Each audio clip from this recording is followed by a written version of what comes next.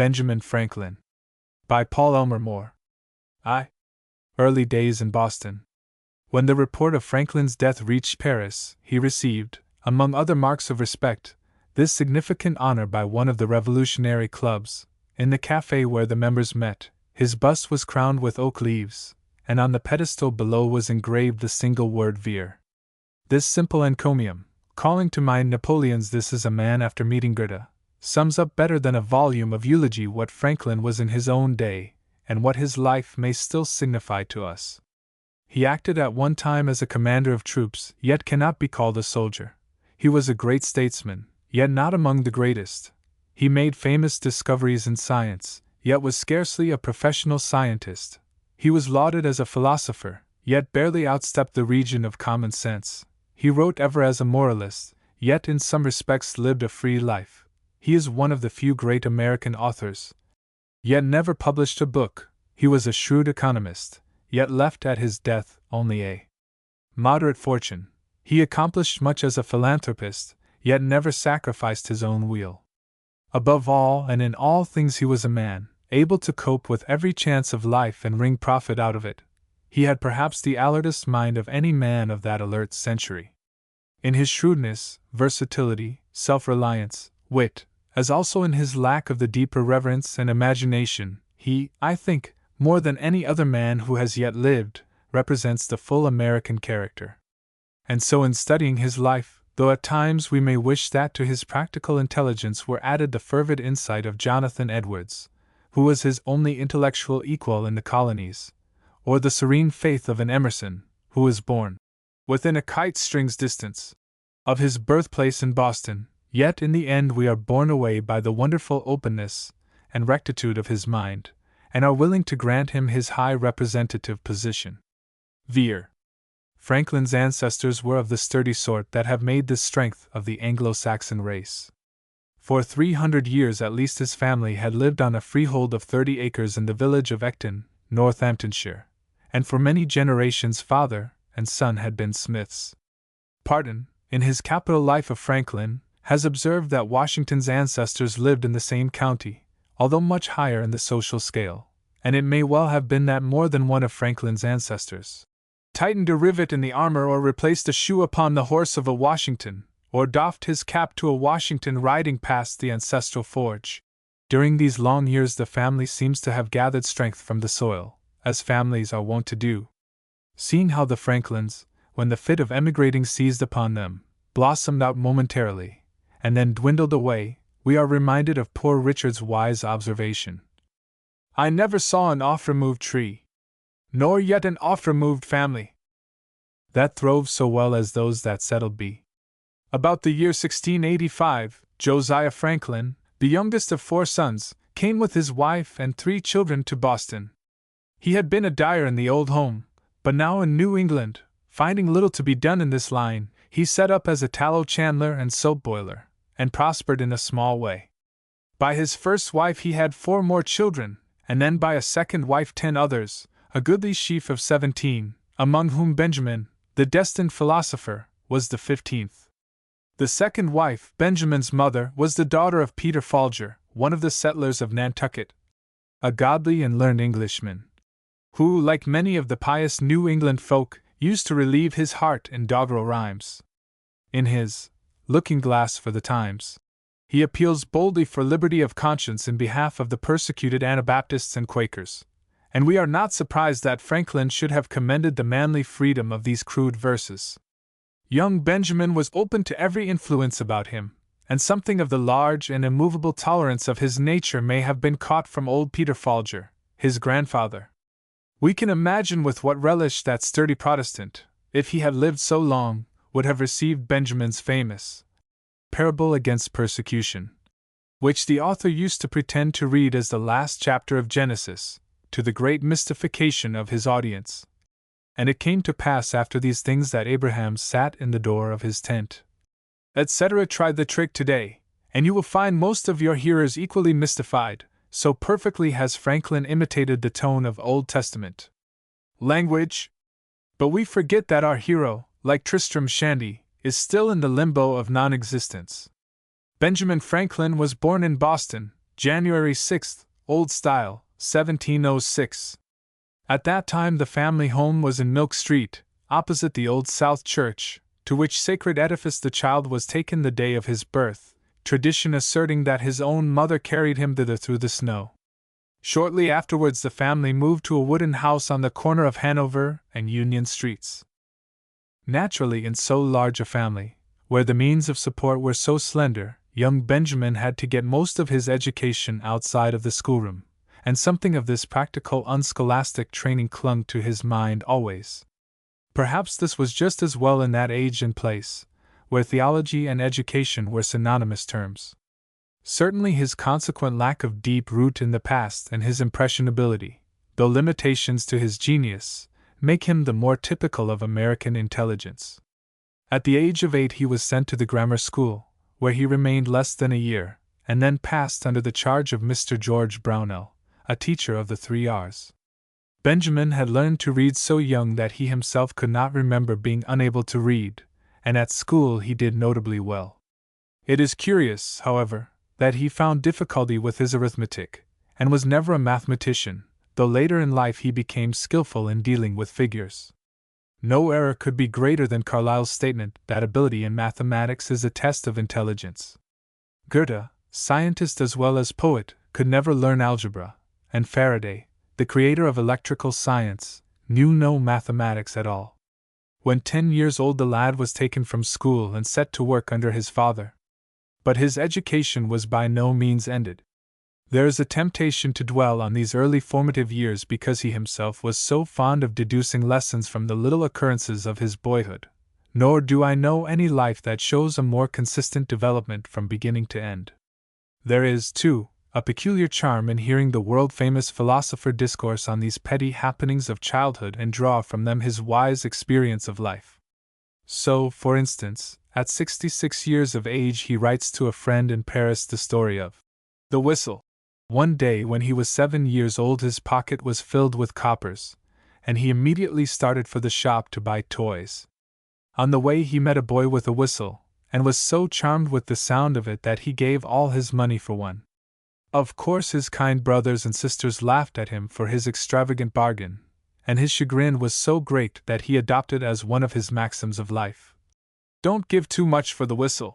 As he grew up, came into the world, and observed the actions of men, he thought he met with many, very many, who gave too much for the whistle, men sacrificing time and liberty and virtue for court favor, misers, giving up comfort and esteem and the joy of doing good for wealth, others sacrificing every laudable improvement of the mind and fortune and health to mere corporal sensations, and all the other follies of exorbitant desire. Another experience, this time a more painful lesson in honesty, he relates in his autobiography.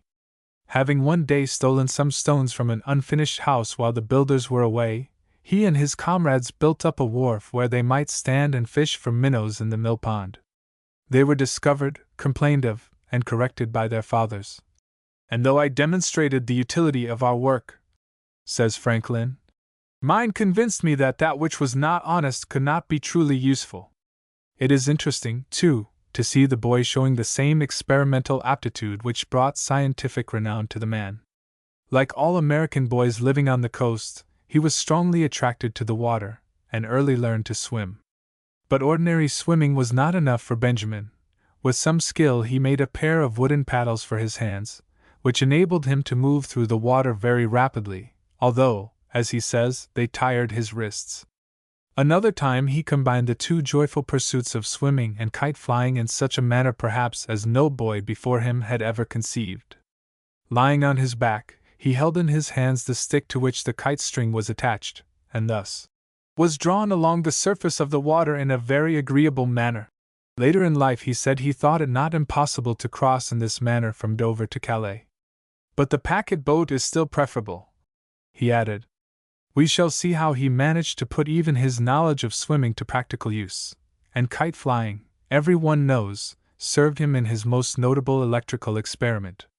Certainly, if it could ever be said of any one, it might be said of him, "The child is father of the man."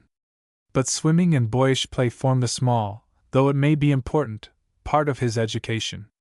He was from childhood up passionately fond of reading, and he was moreover a wise reader, which is still better.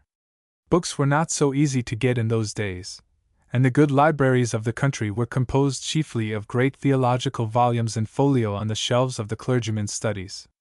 But in one way and another Franklin contrived to lay hands on the food he most needed. All the money he could save he devoted to buying books, and he even had recourse to unusual methods of saving for this purpose. When 16 he chanced to read a treatise commending a vegetable diet, and forthwith he put himself under this regimen, finding he could thus set aside half his board money to increase his library. He also made the acquaintance of the booksellers' apprentices from whom he could borrow books, and often he would read late into the night so as to return the purloined volume early the next morning. The first book he owned was the Pilgrim's Progress, which remained a favorite with him through life and even served to a certain extent as a model for his own work. This book he sold to buy Burton's Historical Collections, in 40 volumes. His father's library was mainly theological, and the young lad was courageous enough to browse even in this dry pasture, but to his little profit, as he thought. There was, however, a book on his father's shelves which was admirably suited to train one destined himself to play a large part in a great drama of history.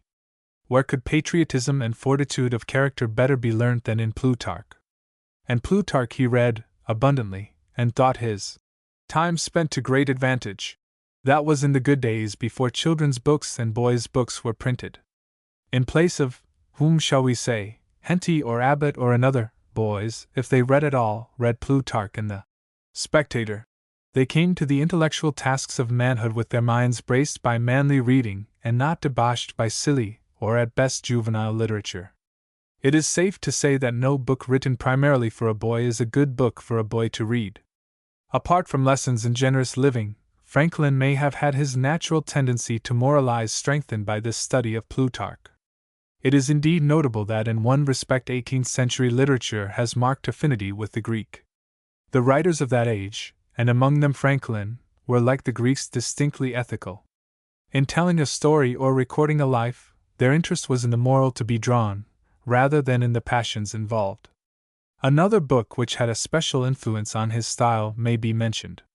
An odd volume of the Spectator, coming into his hands, he read the essays over and over and took them deliberately as a model and language. This was before the date of Johnson's well-known dictum: "Whoever wishes to attain an English style, familiar but not coarse, and elegant but not ostentatious, must give his days and nights to the volumes of Addison." His method of work was to make short hints of the sentiments in each sentence, lay these by for a few days, and then having reconstructed the essay from his notes to compare his version with the original. Sometimes he jumbled the collection of hints into confusion, and thus made a study of construction as well as of style. Or again he turned an essay into verse and after a while converted it back into prose. And this we believe to be the true method of acquiring a good style, more efficacious than any English course in Harvard College. At 16 he was reading Locke, On Human Understanding, very strong meat for a boy, and the Port Royal, Art of Thinking, from Xenophon's Memorable Things of Socrates. He acquired a lesson which he never forgot, and which he always esteemed of importance in his education.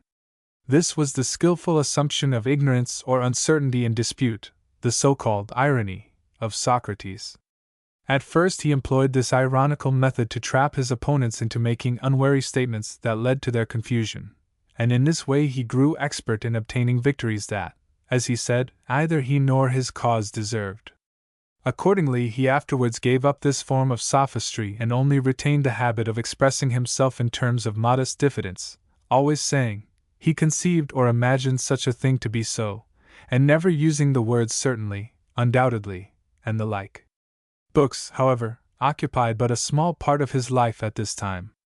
After leaving school he was first made to assist his father in the tallow chandler business, but his distaste for this trade was so great that his father, fearing the boy would run away to sea, began to look about for other employment for him. He took the lad to see joiners, bricklayers, turners, braziers, etc., at their work, in order to discover where the boy's inclination lay.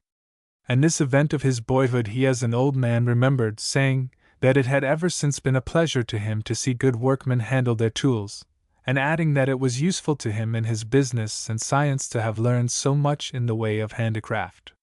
At length Benjamin's love of books determined his occupation, and like many another famous author he was set to the printing press.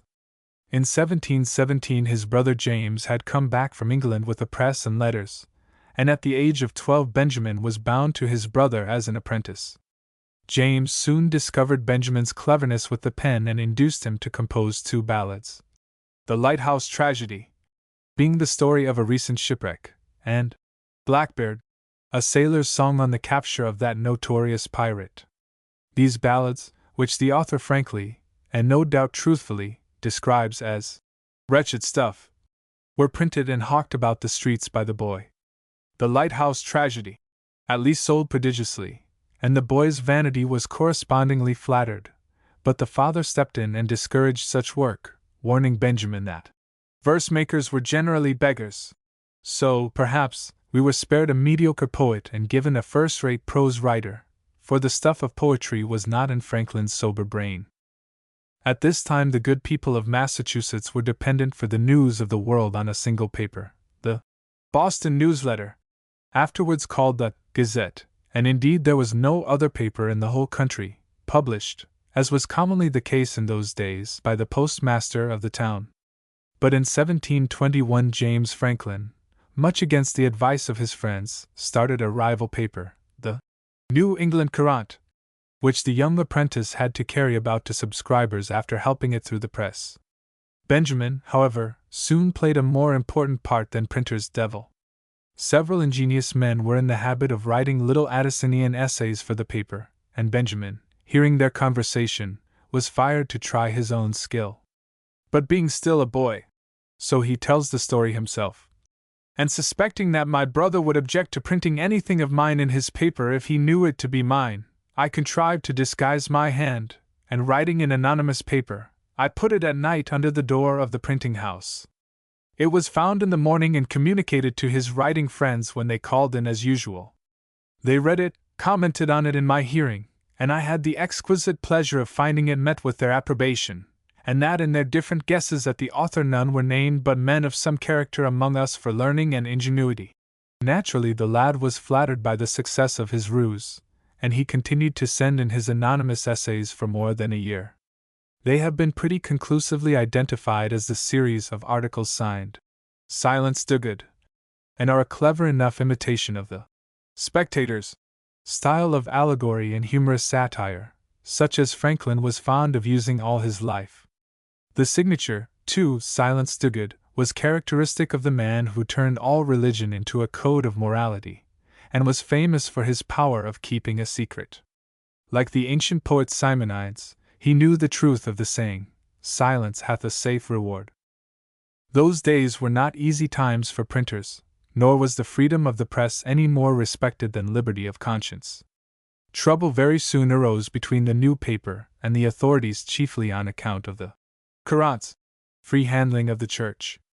Already the free-thinking party which afterwards formed into the Unitarian Church was showing its head, and the writers for the Courant were among the most outspoken.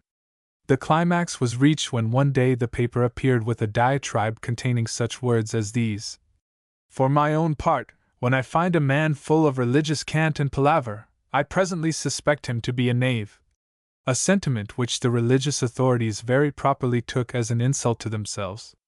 James was arrested and imprisoned for a month, and on his release was forbidden to print the Courant.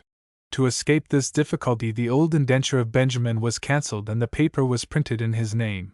At the same time, however, a new indenture was secretly made so that James might still, if he desired, claim his legal rights in the apprentice. It was a flimsy scheme, and held but a little while. Bickerings had been constant between the two brothers, and Benjamin was especially resentful for the blows his master's passion too often urged him to bestow.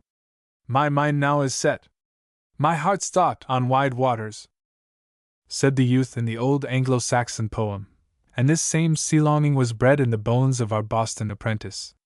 Now at length the boy would break away, at least he would voyage to another home, though he might give up the notion of becoming a sailor. He intimates, moreover, that the narrow bigotry of New England in religion was distasteful to him, as we may well believe it was. Yet he always retained an affectionate memory of the place of his birth, and only 2 years before his death he wrote pleasantly regarding the citizens of that town.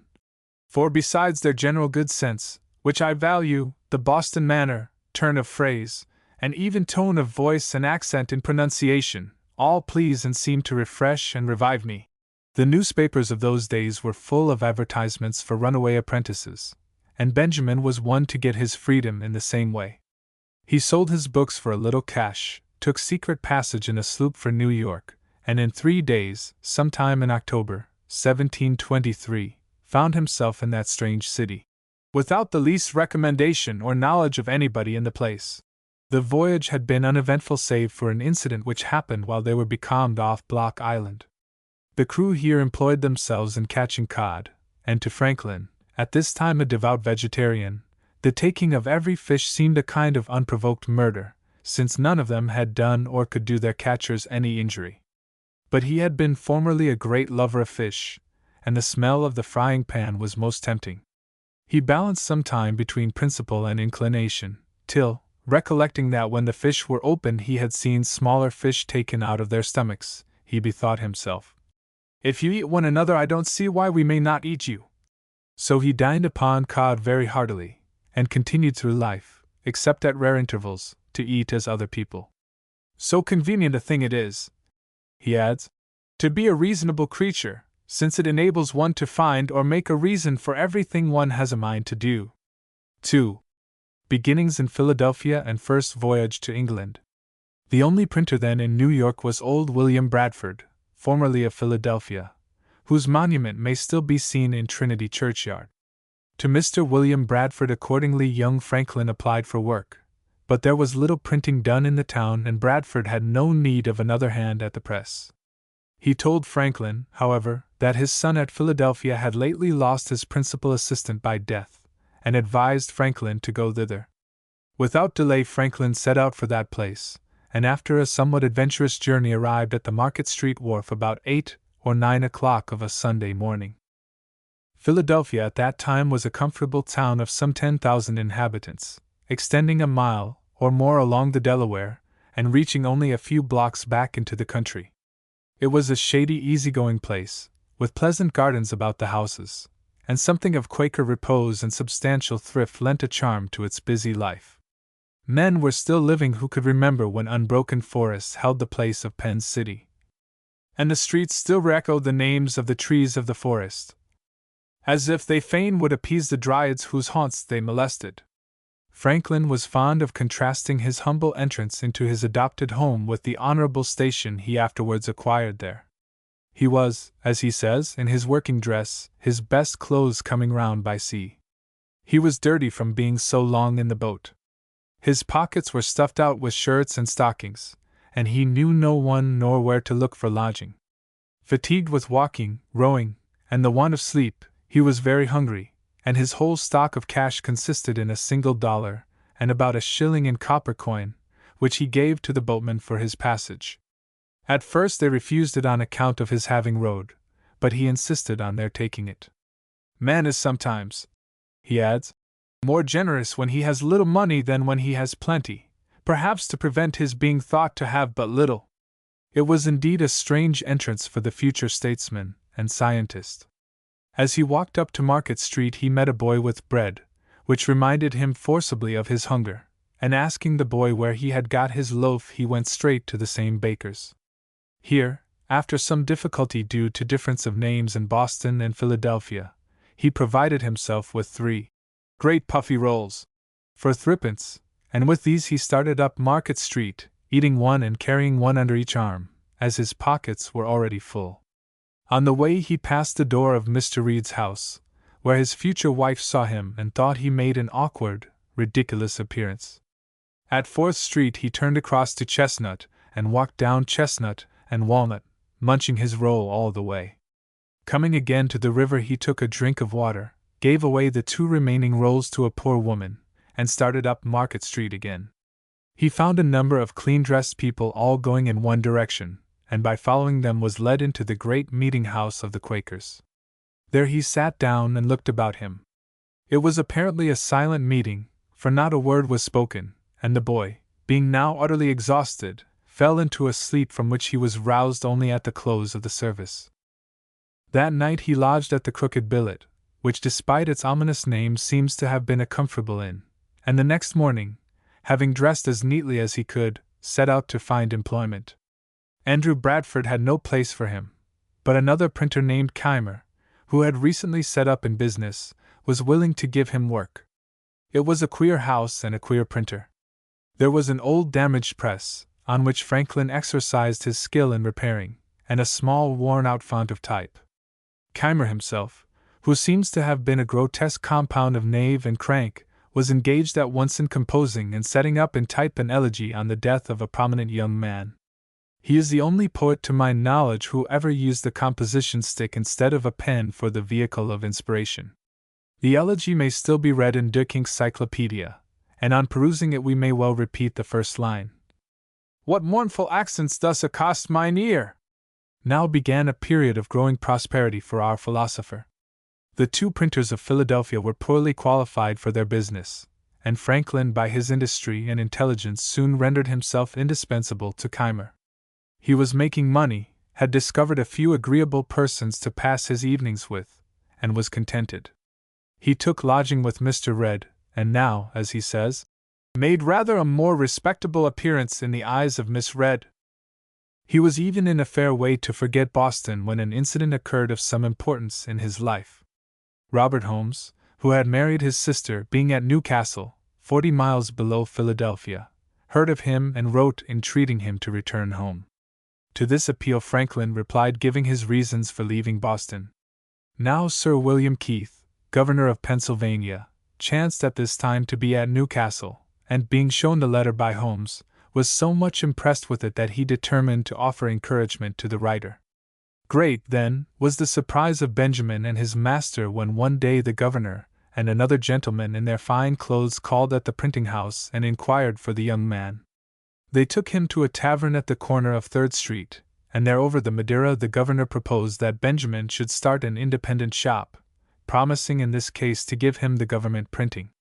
Benjamin was skeptical, but at last it was decided that he should go to Boston and seek help of his father, and in April, 1724, with a flattering letter from the governor, he set out for his old home. Benjamin's father, however, though pleased by the governor's approval, thought the boy too young to assume so much responsibility, and sent him back to Philadelphia with no money, but with his blessing and abundant good counsel, advising him to restrain his natural tendency to lampoon, and telling him that by steady industry and prudent parsimony he might save enough by the time he was 21 to set himself up, and withal promising help if he came near the matter. The return voyage was unimportant save for an amusing incident which showed Franklin's innocence at that time whatever he may have been later on, and for an agreement he made to collect a debt of £35 in Pennsylvania for one Vernon, an agreement which was to cost him considerable anxiety. While stopping in New York, too, his reputation as a reader got him an invitation to visit Governor Burnet, who showed him his library and conversed with him on books and authors. This, as Franklin observes, was the second governor who had done me the honor to take notice of me, and for a poor boy like me it was very pleasing. In New York he had picked up his old friend Collins, a companion of his childhood, who had preceded him from Boston. Collins had passed from license of belief to license of morals, and was now besotting himself with drink. On the way to Philadelphia Franklin had collected the money due to Vernon, and Collins pressed him until he drew largely on this sum to help the spendthrift. Franklin regarded this as one of the chief errata of his life, and would have repented his errors still more seriously perhaps if Vernon had not allowed him time to make good the defalcation.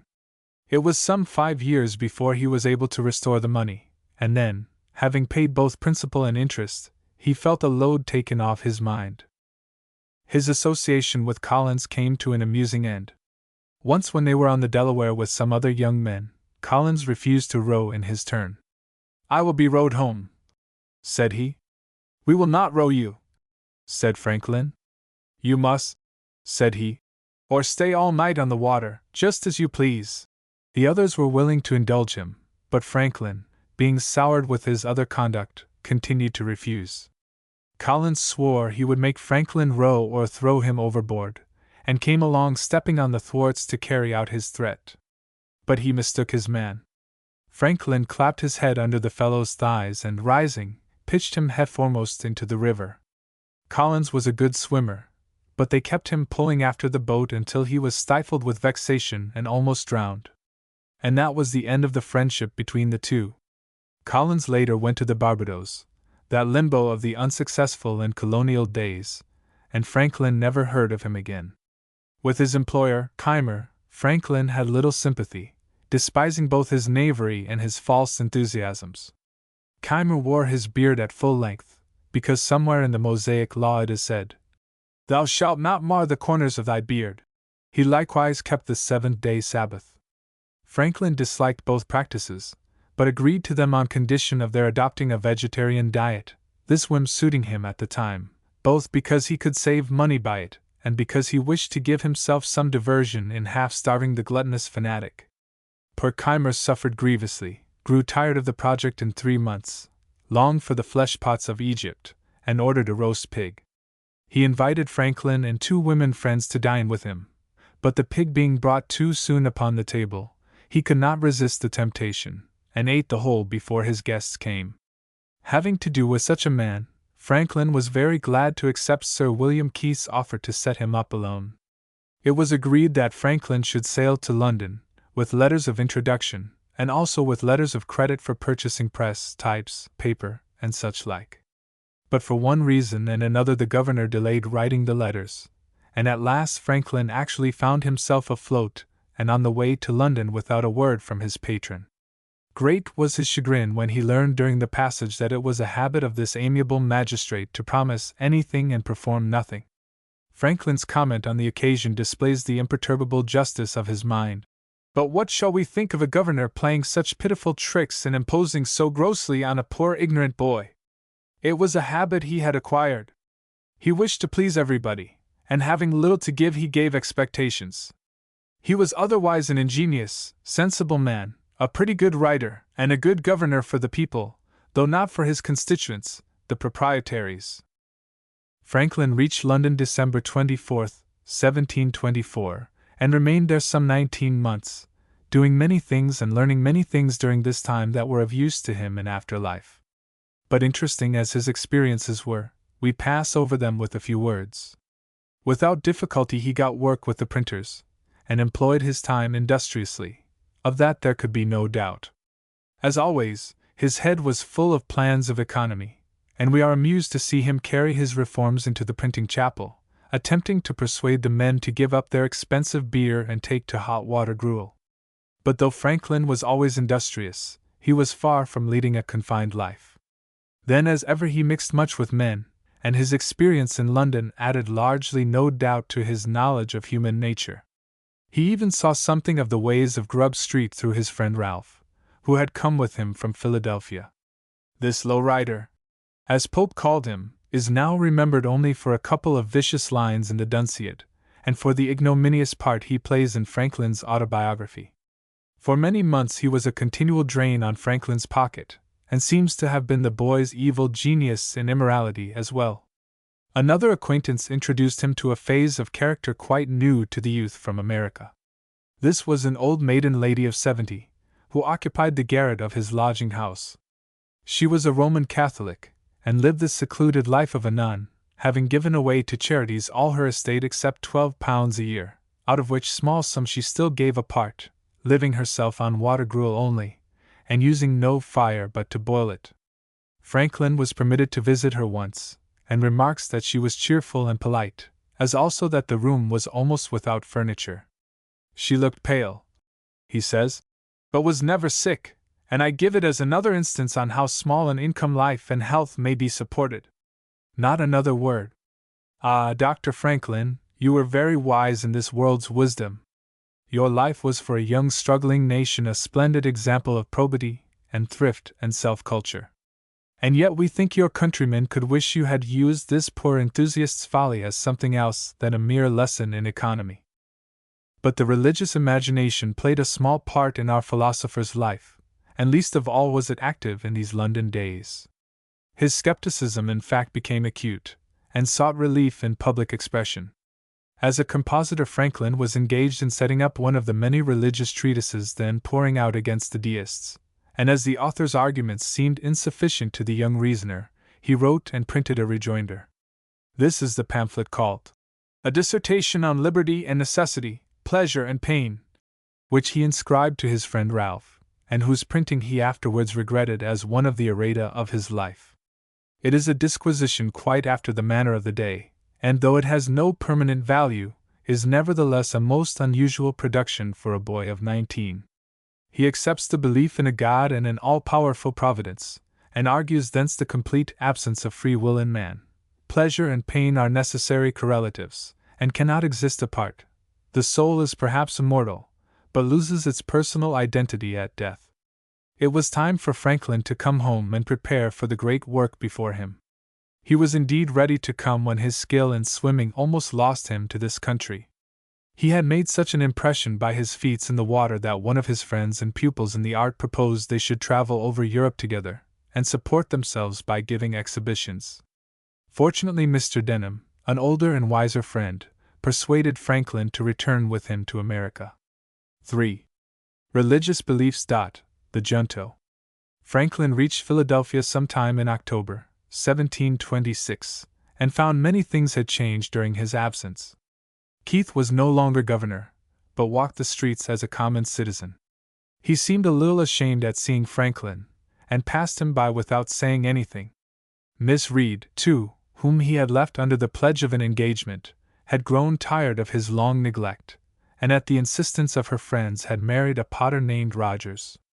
The union, however, had proved unfortunate, and the lady was again living at home under her maiden name, it being believed that Rogers had a previous wife. Franklin at once entered the employment of his friend Denham, who opened a thriving business on Water Street. But after an engagement of 4 months he was left idle by Mr. Denham's death, and, finding nothing better to do, returned to his old employer, Keimer. Here he received good wages as foreman of the shop, but soon discovered that he was engaged only to teach Keimer's raw hands the trade, and was to be dismissed as soon as this was accomplished. Franklin had a habit apparently of breaking with a burdensome friend by means of a judicious quarrel. He had done so with his brother James, with Collins, with Ralph, and now he parted with Keimer in the same way. After an interval of a few months, during which he was again for a while in the employment of Keimer, he entered into partnership with one of the hands, Meredith by name, and in the spring of 1728 started an independent printing house. At this point Franklin interrupts the narrative of his life to give some account of his religious beliefs, and we will follow his example. And first of all let us say frankly that Parton, whose work is likely long to remain the standard biography of Franklin, gives a false color to the religious experience of his hero.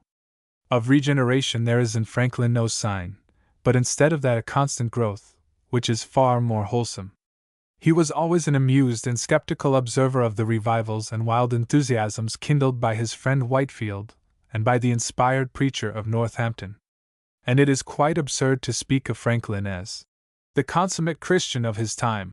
There was in him none of the emotional nature and little of the spirituality that go to make the complete Christian.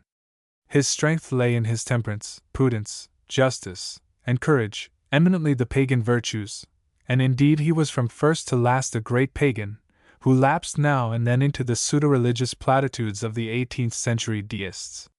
His family had early adopted the Reformed faith, and had possessed the courage to continue of this faith through the bloody persecutions of Queen Mary. Under Charles II, Benjamin's father went a step further, casting in his lot with the nonconformist Presbyterians, and it was the persecutions of that society which drove him with his family to America. Independence, or even recalcitrance, together with broad toleration of the faith of others, was in the family blood, and Benjamin continued the good tradition. From revolt against Rome to revolt against the established English Church, and from this to complete independence of individual belief, was after all a natural progression. Among the books which Franklin had read in Boston were Shaftesbury and Collins, representative deistical writers of the time, and he had been led by them, as he says, to doubt many points of our religious doctrines. Now there are in religion two elements quite distinct and at times even antagonistic, though by the ordinary mind they are commonly seen as blended together. These are the emotional and the moral natures. In many religious ceremonies of the Orient, religion is purely an emotion, an exaltation of the nerves, accompanied at times by outbreaking immorality, and unfortunately the same phenomena have been too often seen in our own land. This emotional element is always connected with the imagination and with belief in some form of revelation. The other element of religion is the law of morality which has been taught the world over by true philosophers, and which depends at last on the simple feeling that a man should to a certain varying extent sacrifice his personal advantage for the good of the community. Now the deists of the 18th century, of whom Voltaire was the great champion, denied revelation and sought to banish the emotions from religion. They believed in a God who manifested himself in the splendid pageantry of nature, and this they called natural revelation. They laid a special emphasis on morality, but in their attempt to sever morals from enthusiasmus, God in us, they too often reduced human life to a barren formula. From this brief account it will be seen how naturally Franklin, with his parentage and particular genius, fell a prey to the teachings of Shaftesbury. After a little while, however, he began to notice that certain of his friends who protested most loudly against religion were quite untrustworthy in their morals as well. Moreover, he attributed several errata of his own early life to lack of religious principles, and to remedy this defect he now undertook, deliberately if we may credit his later confessions, to build up a religion of his own. There is, one must acknowledge, something grotesque in this endeavor to supply the warmth of the emotional imagination by the use of cold reason, and had Franklin possessed less wit and more humor he would never have fallen into such bathos. The little book still exists in which Franklin wrote out his creed and private liturgy. The creed expresses a belief in one supreme, most perfect being, author and father of the gods themselves. Finding this God to be infinitely above man's comprehension, our religionist goes on to say, I conceive, then, that the infinite has created many beings or gods vastly superior to man, who can better conceive his perfections than we, and return him a more rational and glorious praise. It may be these created gods are immortal, or it may be that, after many ages, they are changed, and others supply their places. Howbeit, I conceive that each of these is exceeding wise and good, and very powerful, and that each has made for himself one glorious sun, attended with a beautiful and admirable system of planets. It is that particular wise and good God, who is the author and owner of our system, that I propose for the object of my praise and adoration. Thereupon follows the form of adoration, or liturgy, including an invocation, psalm, indication of philosophic reading to take the place of the lessons, singing of the hymn to the Creator from Milton's Paradise Lost, and litany. The whole is not without elevation, and the litany, composed as it is by a young man of 22, touches one with a feeling almost of pathos for its true humility, and reaching out after virtue. Franklin continued to use this form of worship for a number of years, but its fantastic nature seems to have dawned on him at last, and he gave it up for a still simpler creed consisting merely in reverence for the deity, and in respect for the moral law. In the matter of public worship he was of the same opinion as Spinoza and many other philosophers. He esteemed public worship salutary for the state, and paid an annual subscription to the Presbyterian Church in Philadelphia, but he also esteemed it his privilege to stay away from service, and indulged in this privilege to the full, making Sunday his chief day of study. Though affiliated in this way to the Presbyterians, he showed perfect impartiality, or even indifference, to the various denominations of the Christian world. The only sect he ever really praised was the Dunkers, whom he commended for their modesty in not formulating a creed. He quotes with pleasure the character given himself of being merely an honest man of no sect at all. Tolerance in religion and in every other walk of life was indeed a marked and distinguishing trait of his character. He was of the mind of Bishop Warburton, when he said, Orthodoxy is my doxy and heterodoxy is your doxy. It is a little disconcerting to find our philosopher himself proposing a new sect, which should be called the Society of the Free and Easy, and which actually progressed so far as to possess 2 enthusiastic disciples. The creed of this projected sect may be taken as an expression of Franklin's mature belief that there is one God, who made all things, that he governs the world by his providence, that he ought to be worshipped by adoration, prayer, and thanksgiving, but that the most acceptable service to God is doing good to man, that the soul is immortal, and that God will certainly reward virtue and punish vice, either here or hereafter. The real religion of his life consisted in the practice of virtue with a minimum of emotional imagination. His methodical mind found it convenient to tabulate the virtues in a manner more precise, as he thought, than they usually appear. His table is not without interest. 1. Temperance. Eat not to dullness, drink not to elevation. Temperance. 2. Silence. Speak not but what may benefit others or yourself. Avoid trifling conversation. Silence. 3. Order. Let all your things have their places. Let each part of your business have its time. Order. 4. Resolution. Resolve to perform what you ought, perform without fail what you resolve. Resolution. 5. Frugality. Make no expense but to do good to others or yourself, i.e., waste nothing. Frugality. 6. Industry. Lose no time, be always employed in something useful, cut off all unnecessary actions. Industry. 7. Sincerity. Use no hurtful deceit, think innocently and justly, and if you speak, speak accordingly.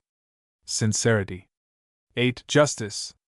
Wrong none by doing injuries or omitting benefits that are your duty. Justice. 9. Moderation. Avoid extremes, forbear resenting injuries so much as you think they deserve. Moderation. 10. Cleanliness. Tolerate no uncleanliness in body, clothes, or habitation. Cleanliness. 11. Tranquility. Be not disturbed at trifles, or at accidents common or unavoidable. Tranquility. 12. Chastity. Chastity. 13. Humility. Imitate Jesus and Socrates. Humility. These virtues he has arranged in such an order that the acquisition of one naturally leads to the acquisition of the following. As regards chastity, he says himself, the hard-to-be-governed passion of youth had more than once led him astray. But there is every reason to suppose he exercised great self-control in this as in all other passions. We may remark here that Franklin had an illegitimate son, William, whom he reared in his own home, but who caused him great pain by siding with the Tories in the Revolution. An illegitimate son of William, born in London and named William Temple Franklin, adhered to the grandfather and was a great comfort to him in his old age. One other of these virtues Franklin could never acquire. He confesses sadly that try as he might he could never learn orderliness. But in general it may be said that few men have ever set before themselves so wise a law of conduct, and that still fewer men have ever come so near to attaining their ideal. This was both because his ideal was so thoroughly practical, and because he was a man of indomitable will who had genuinely chosen true philosophy as his guide. O vitae philosophia dux! O virtutum indigatrix expultrix vitiorum! O philosophy, thou guide of life! Thou searcher out of virtues and expeller of vices, he wrote as one of the mottos on his little book of conduct, and to him the words were a living reality. The virtues in Franklin were eminently human. Though dwelling in a community of Quakers and often identified with them, he looked to anything rather than the inner light for guidance, nor could he conceive the meaning of those divine pleasures, which William Penn declared are to be found in a free solitude. On his voyage home from London the boy philosopher had written in his journal, "Man is a sociable being, and it is, for aught I know, one of the worst of punishments to be excluded from society." Accordingly, on his return to Philadelphia he began to cultivate seriously his sociable being. Among the few clubs famous in literature is the Junto which Franklin established in 1727, and which lasted for 40 years. This club was a little circle of friends, never more than 12, who met on Friday evenings to discuss matters of interest. 24 questions were read, with a pause after each for filling and drinking a glass of wine. 2 or 3 of these questions will suffice to show their general aim. 1. Have you met with anything in the author you last read, remarkable, or suitable to be communicated to the junto, particularly in history, morality, poetry, physic, travels, mechanic arts, or other parts of knowledge? 11. Do you think of anything at present, in which the junto may be serviceable to mankind, to their country, to their friends, or to themselves? 15. Have you lately observed any encroachment on the just liberties of the people? 20. In what manner can the junto, or any of them, assist you in any of your honorable designs? Besides the answering of these questions, there were regular debates, declamations, and the reading of essays, while the wise Franklin took care always that no undue heat should enter into the proceedings. Singing and drinking and other amusements also claimed a fair share of the time. It is curious to observe that in his autobiography Franklin half apologizes for mentioning the junto, and declares that his reason for so doing was to show how the various members of the club aided him in his business. Were the autobiography our only source of information, we might sum up the lessons of Franklin's life in the one word: thrift. The truth is that many of Franklin's schemes for public improvement first found a hearing in the secrecy of these friendly meetings.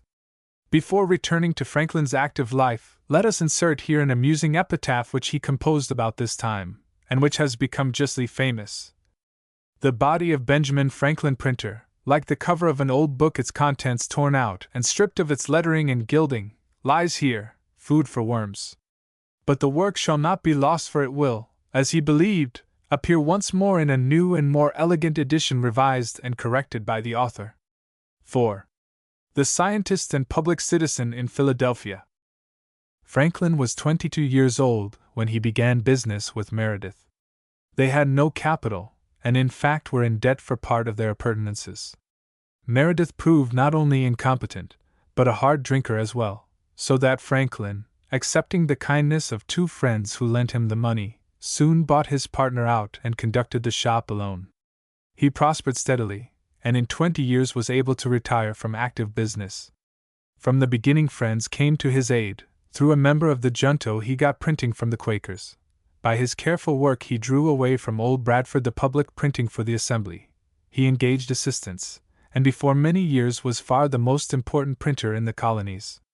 Besides his regular trade he was bookbinder, sold books and stationery, and dealt in soap and any other commodity that came handy. The description of his thrift we must give in his own words. In order to secure my credit and character as a tradesman, I took care not only to be in reality industrious and frugal, but to avoid the appearance to the contrary. I dressed plain, and was seen at no places of idle diversion. I never went out fishing or shooting. A book indeed sometimes debauched me from my work, but that was seldom, was private, and gave no scandal, and to show that I was not above my business I sometimes brought home the paper I purchased at the stores through the streets on a wheelbarrow. When Franklin became independent of Keimer he turned to his favorite project of establishing a newspaper. But in this case his usual habit of secrecy failed him, and knowledge of his plans reached Keimer's ears. Immediately his old master anticipated him by issuing proposals for a paper which he grandiloquently styled the Universal Instructor in All Arts and Sciences, and Pennsylvania Gazette, an utterly absurd sheet, whose contents were taken chiefly from an encyclopedia recently published in London. To counteract this Franklin published in Bradford's paper, The Mercury, a series of essays after the manner of Addison, to which he subscribed the name Busybody. Other members of the junto contributed to the series, and Keimer, being stung by their satire, replied with coarse abuse, and also with attempted imitation. But Keimer was quite unequal to the conflict, and after publishing 39 numbers of the paper sold it for a small sum to Franklin and Meredith, and himself moved to the Barbados. Number 40, October 2, 1729, under the simple title of The Pennsylvania Gazette, came from Franklin's press. The encyclopedic extracts were cut short, and in their stead appeared what news could be gathered, with occasional clever essays such as only Franklin could write. It was for the times a good paper, and the printing was admirably done. With prosperity Franklin began to think of matrimony. A family of Godfreys lived in the same house with him, and now Mrs. Godfrey undertook to make a match between him and the daughter of a relative of hers. Franklin's account of this affair for its coolness and placidity may almost be compared with Gibbon's. I sighed as a lover, I obeyed as a son.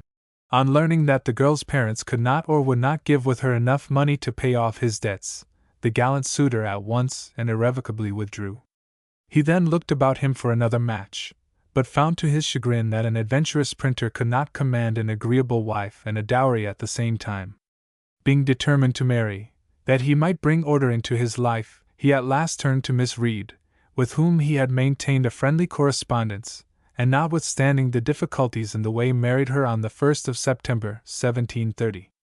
If he rejected Miss Godfrey because she brought no dowry with her, he praised his wife chiefly because she aided him in his economies. He that would thrive must ask his wife, he quotes, and congratulates himself that he has a wife as much disposed to frugality as himself. She helped in the business. They kept no idle servants. Their table was plain and simple, their furniture of the cheapest. His breakfast for a long time was bread and milk, and he ate it out of a 2-penny earthen porringer with a pewter spoon. But mark, he adds, how luxuries will enter families and make a progress despite of principles. Being called one morning to breakfast, I found it in a china bowl, with a spoon of silver. They had been bought for me without my knowledge by my wife, and had cost her the enormous sum of 23 shillings, for which she had no other excuse or apology to make but that she thought her husband deserved a silver spoon and china bowl as well as any of his neighbors. This was the first appearance of plate and china in our house, which afterward, in a course of years as our wealth increased, augmented gradually to several £100 in value. Mrs. Franklin's temper was not of the serenest, and her manners perhaps were not such as would have honored him had she followed him into the great world. But she made him a good wife, and we need not repeat the tattle which we are told is still current among some of the high families of Philadelphia. They had 2 children, a son, the idol of his father's heart, who died as a child, and a daughter, who married Richard Back, and is the ancestress of a large family. In this happy home, and as his business prospered, Franklin found more and more time for study and self-improvement. In 1733 he began the acquisition of languages, teaching himself to read French fluently, and then passing on to Italian and Spanish. Chess was always a favorite amusement with him, and we can imagine the grave philosopher playing a cautious and invulnerable game, with now and then, when least expected, a brilliant sally. But his conscience seems always to have protested against the waste of time involved, and he now made use of the game to forward his studies. With his favorite antagonist he agreed that the victor in each game should impose some task in Italian, which the other on his honor was to complete before the next meeting. As his opponent was a pretty even match for him, they both made steady progress in the language. In Latin he had had a year's instruction at school, and later in life he dabbled a little in that language, but his knowledge of the classics was always superficial, and he seems to have entertained something like a spite against them. In 1732 Franklin began the publication of an almanac under the name of Richard Saunders, which he continued for 25 years, and which gained immense popularity as Poor Richard's Almanac. It was the flourishing time of such publications. Since the year 1639, when Stephen Day printed his first almanac at Cambridge, these annual messages had increased in number until after theology they became perhaps the most genuine feature of colonial literature. And from the first they displayed the sort of shrewdness and humor which have always been characteristic of the American mind. So, too, the bulk of Poor Richard's production was humor, sometimes blunt and coarse, and sometimes instinct with the finest irony. Perhaps the best of Poor Richard's jokes is that played at the expense of Titan Leeds, his rival in Philadelphia. In the first issue Mr. Saunders announces the imminent death of his friend Titan Leeds. He dies, by my calculation, made at his request, on October 17, 1733, 3:29 p.m., at the very instant of the N. By his own calculation, he will survive till the 26th of the same month. This small difference between us we have disputed whenever we have met these 9 years past, but at length he is inclined to agree with my judgment. Which of us is most exact a little time will now determine. As, therefore, these provinces may not longer expect to see any of his performances after this year, I think myself free to take up the task. Naturally, Mr. Titan Leeds objected with strenuous voice to this summary manner of being shuffled out of the world, and Franklin's yearly protest that Leeds is really dead, and his appeal to the degenerating wit of Leeds's almanac to prove his assertion, is one of the most successful and malicious jokes ever perpetrated. We ought to add, however, that this venomous jest is borrowed bodily from Dean Swift's treatment of the poor almanac maker, Partridge. Indeed, it might be said of Franklin, as Molière said of himself, that he took his own wherever he found it. But what gave the almanac its permanent fame was the cleverness of the maxims scattered through its pages. These wise saws Franklin gathered from far and wide, often, however, reshaping them and marking them with the stamp of his peculiar genius. As might be expected, they are chiefly directed to instill the precepts of industry and frugality. On ceasing to edit the almanac in 1757, Franklin gathered together the best of these proverbs, and wove them into a continuous narrative, which he pretends to have heard spoken at an auction by an old man called Father Abraham. This speech of Father Abraham became immediately famous, was reprinted in England, was translated into the languages of Europe, and still lives. It made the name of Poor Richard a household word the world over. Franklin, however, had many intellectual interests besides reading and writing. He was always interested in music, himself playing the guitar and harp and violin, and one of his proudest achievements was the perfection of a musical instrument called the harmonica, which consisted of a series of glasses so designed as to give forth the notes of the musical scale when chafed with the moistened finger. He was moreover sensitive in his own way to the various spiritual movements that swept over the country. This was the period of wild revivals, when religion, entering into the converted soul with inconceivable violence, found expression in gasping shrieks, rigid faintings, and strong convulsions, and the leader of this movement, strange as it may seem, was a warm friend of Franklin's.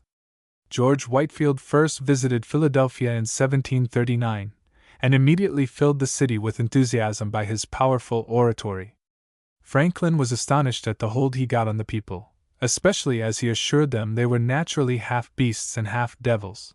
But our philosopher admits that he himself succumbed once to the preacher's spell.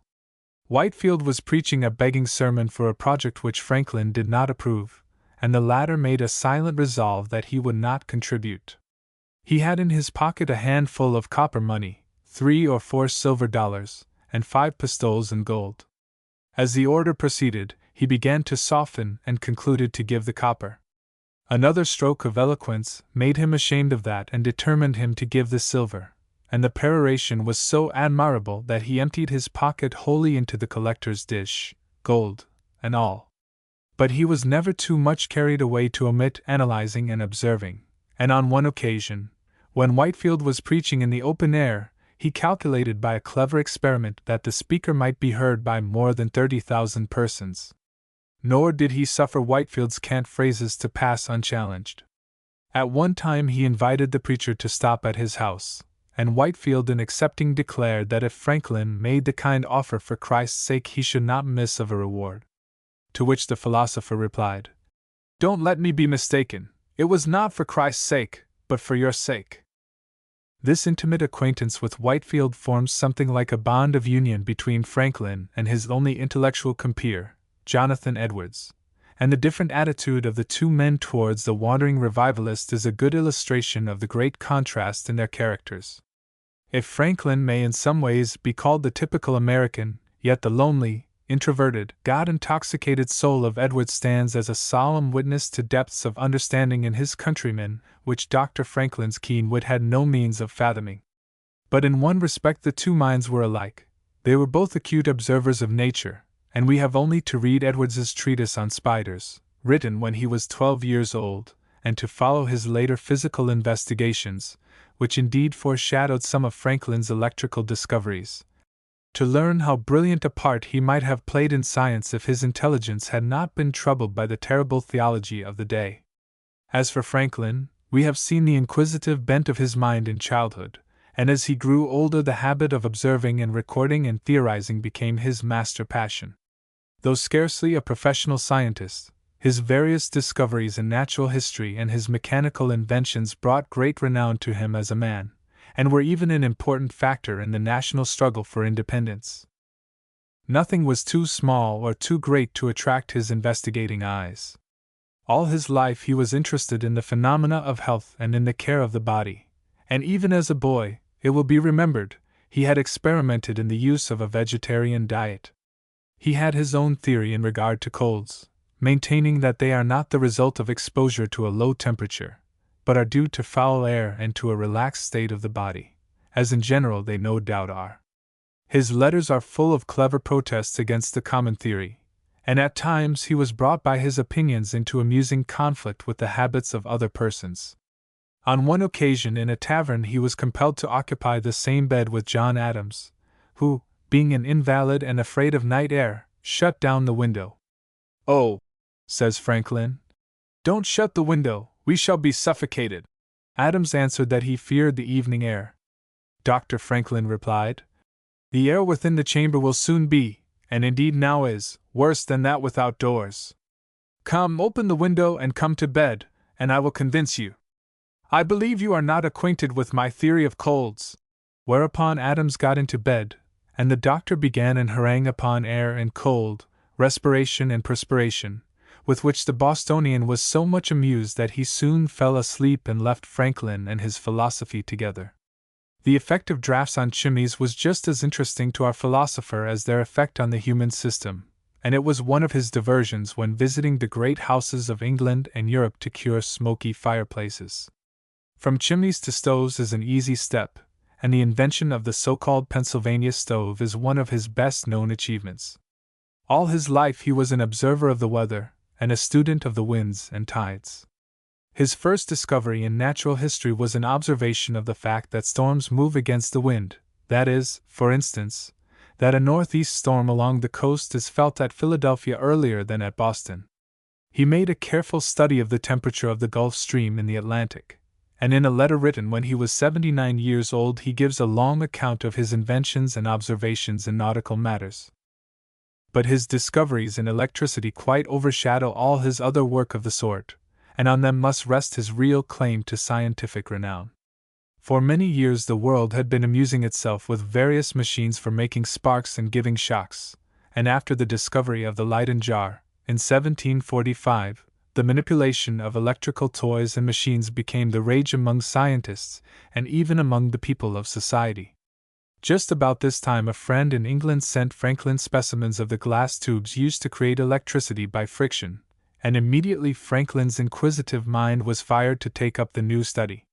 So fully indeed was his attention engrossed by the series of experiments he now undertook, alone and with several investigating friends in the city, that business became irksome to him, and he retired from active management of the printing house.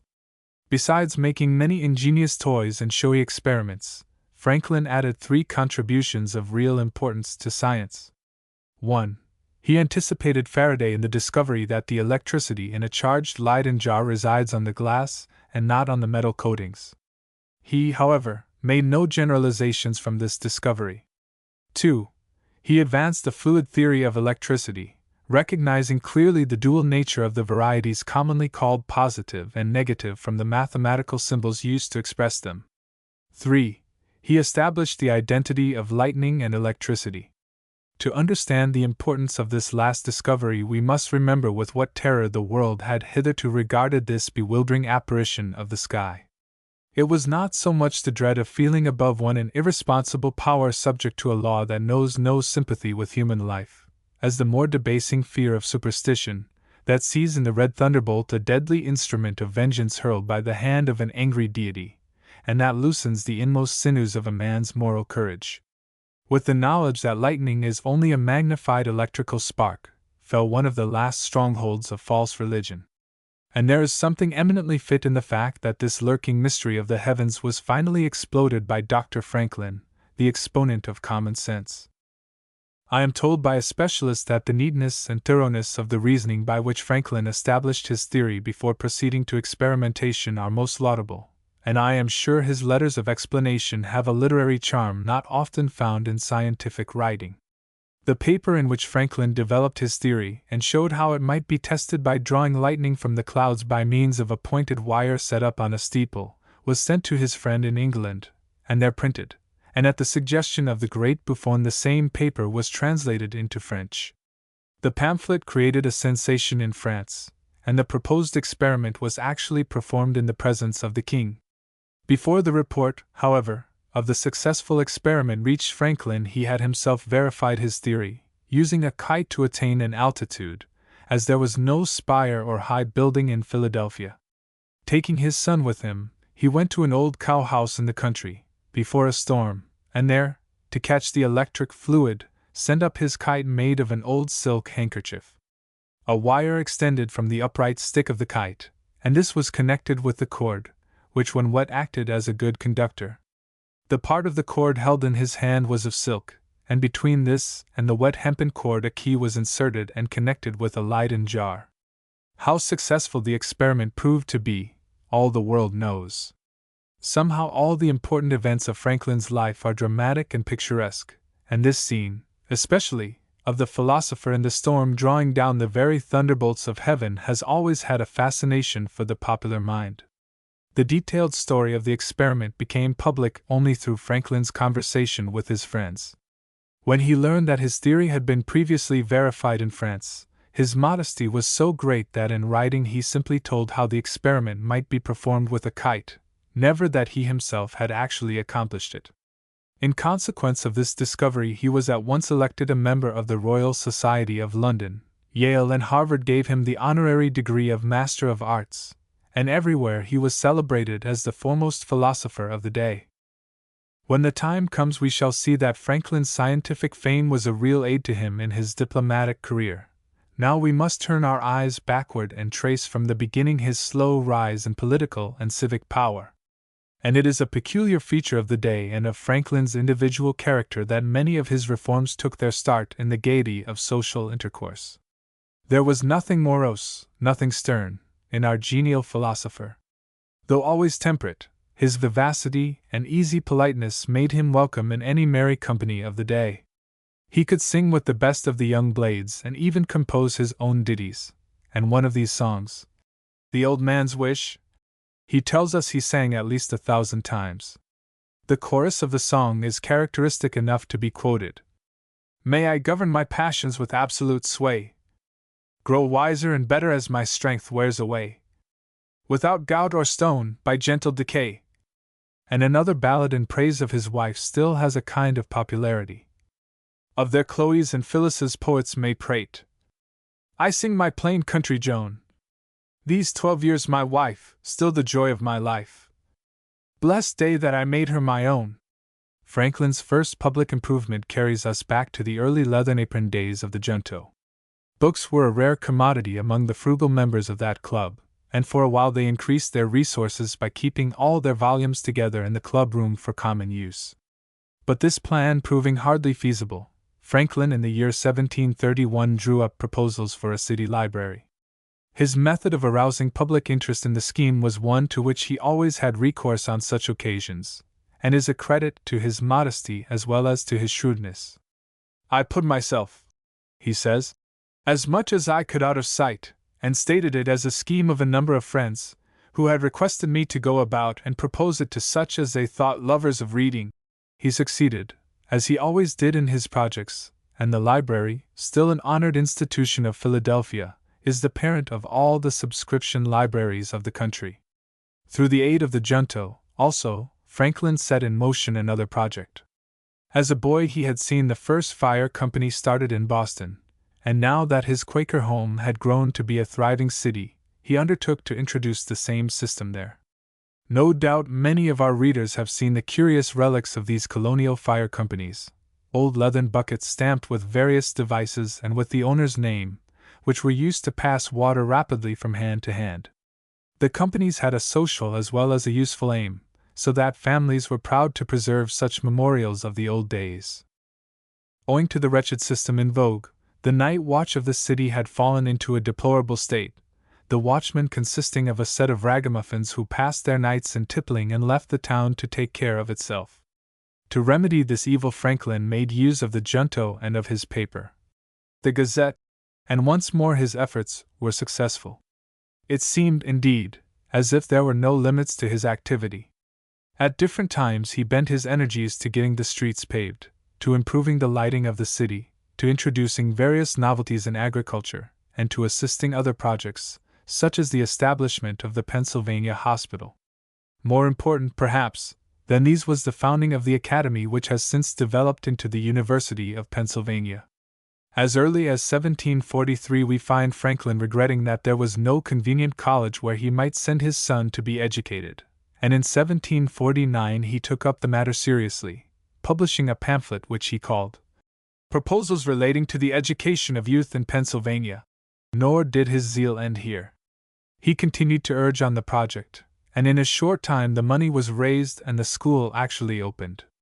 Franklin was for more than 40 years a trustee of the institution, and took just pride in the good which it accomplished for the community.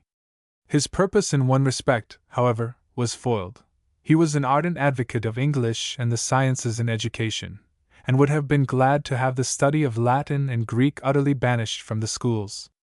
Fortunately, in this matter public opinion was too strong for him, and he was obliged to succumb to the regular curriculum. For some reason, whether because of early lack of training in these studies or because his mind was of such a sort as to be completely absorbed in the present, he was all his life violently prejudiced against the classics, and on his very deathbed one of his last acts was to compose a mocking diatribe against the use of those languages. It is one of the few cases where his judgment was marred, not by the limitations of his intelligence, but a lack of the deeper imagination, where he applied his foot rule of utility to measure quantities beyond its reach.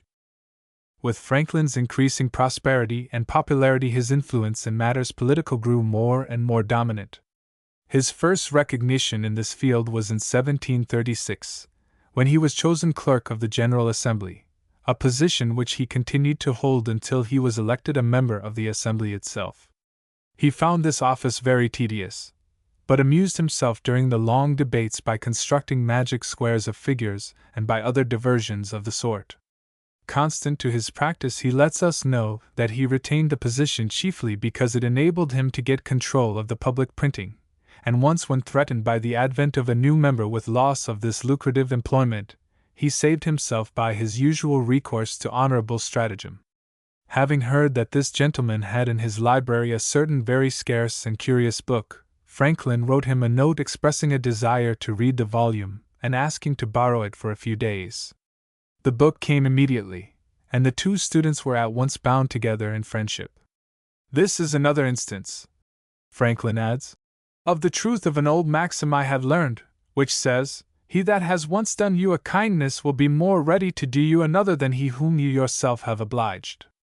Other positions came to Franklin in due time. The very next year he was made postmaster of Philadelphia, and filled the office so well that some years later he was put at the head of the postal system for the colonies. This gave him an opportunity to become familiar with the political affairs of the whole country, and enhanced his usefulness very much. What first brought him into real prominence was his activity during the troublesome times that now followed with the Indians. England was at war with France, and as usual the combatants stirred up the savages to commit all kinds of atrocities. Franklin was much incensed that the peace-loving Quakers of his colony should refuse to make any provision for defense against the Indians on the western frontier or against possible attacks of the French from the river. His indignation was increased by a visit to Boston in 1746, where he found the people in a state of warlike fervor after the conquest of Louisbourg, and on returning home he wrote an eloquent pamphlet, called Plain Truth, to rouse the colony to a sense of its peril. Despite the half-hearted opposition of the Quakers in the assembly, companies were raised, cannon, by the shrewd policy of Franklin, were got from New York, and the promoter of the movement was even asked to act as colonel of the troops, an honor which he declined.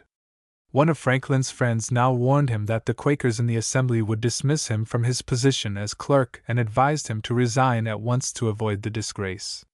Franklin's reply, which he was fond of quoting in after life, shows the sturdy nature of the man. "I shall never ask, never refuse, nor ever resign an office." As it happened, however, he was again chosen unanimously at the next election, and we may suppose that he was keen enough to know with whom he had to deal. The good Quakers would not fight, but they were not always averse to have someone do their fighting for them. Resign. We are approaching the tumultuous times of the 7 Years' War, when the sound of cannon was indeed heard round the world, and when the prowess of England's arms added India and Canada to her empire. In 1752 Franklin, who was now a member of the legislature, was sent, together with the Speaker of the Assembly, to confer with the Indians of Ohio, and if no important results came from the conference, it at least helped to give Franklin an insight into Indian character such as few men possessed. 2 years later, when actual war became imminent, he was chosen one of the commissioners from Pennsylvania to meet those of the other colonies at Albany and consult on measures of common defense.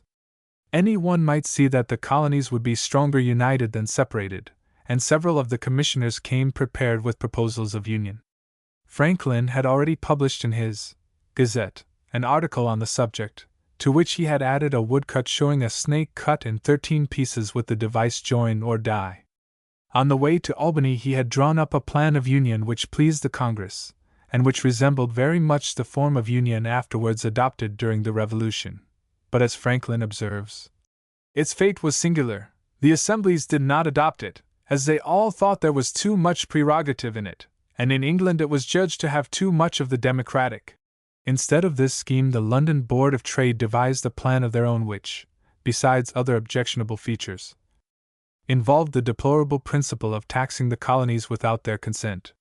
It is interesting to find Franklin the next winter in Boston discussing the improprieties of this plan with Governor Shirley, and it has been truly observed that his arguments include almost all that was later brought out when the question of taxation without representation became a burning question. Join or die. In 1755 we find Franklin connected with an event which first brought Washington into prominence. That was the year of Braddock's unfortunate campaign, and the Assembly of Pennsylvania, which had refused to grant money for the war and now feared that Braddock would take revenge by ravaging the colony, sent Franklin into Maryland to consult with the general and pacify him if possible. It is needless to say that Franklin succeeded. By cunning advertisements and appeals to the farmers in Pennsylvania he got wagons and teams for the army.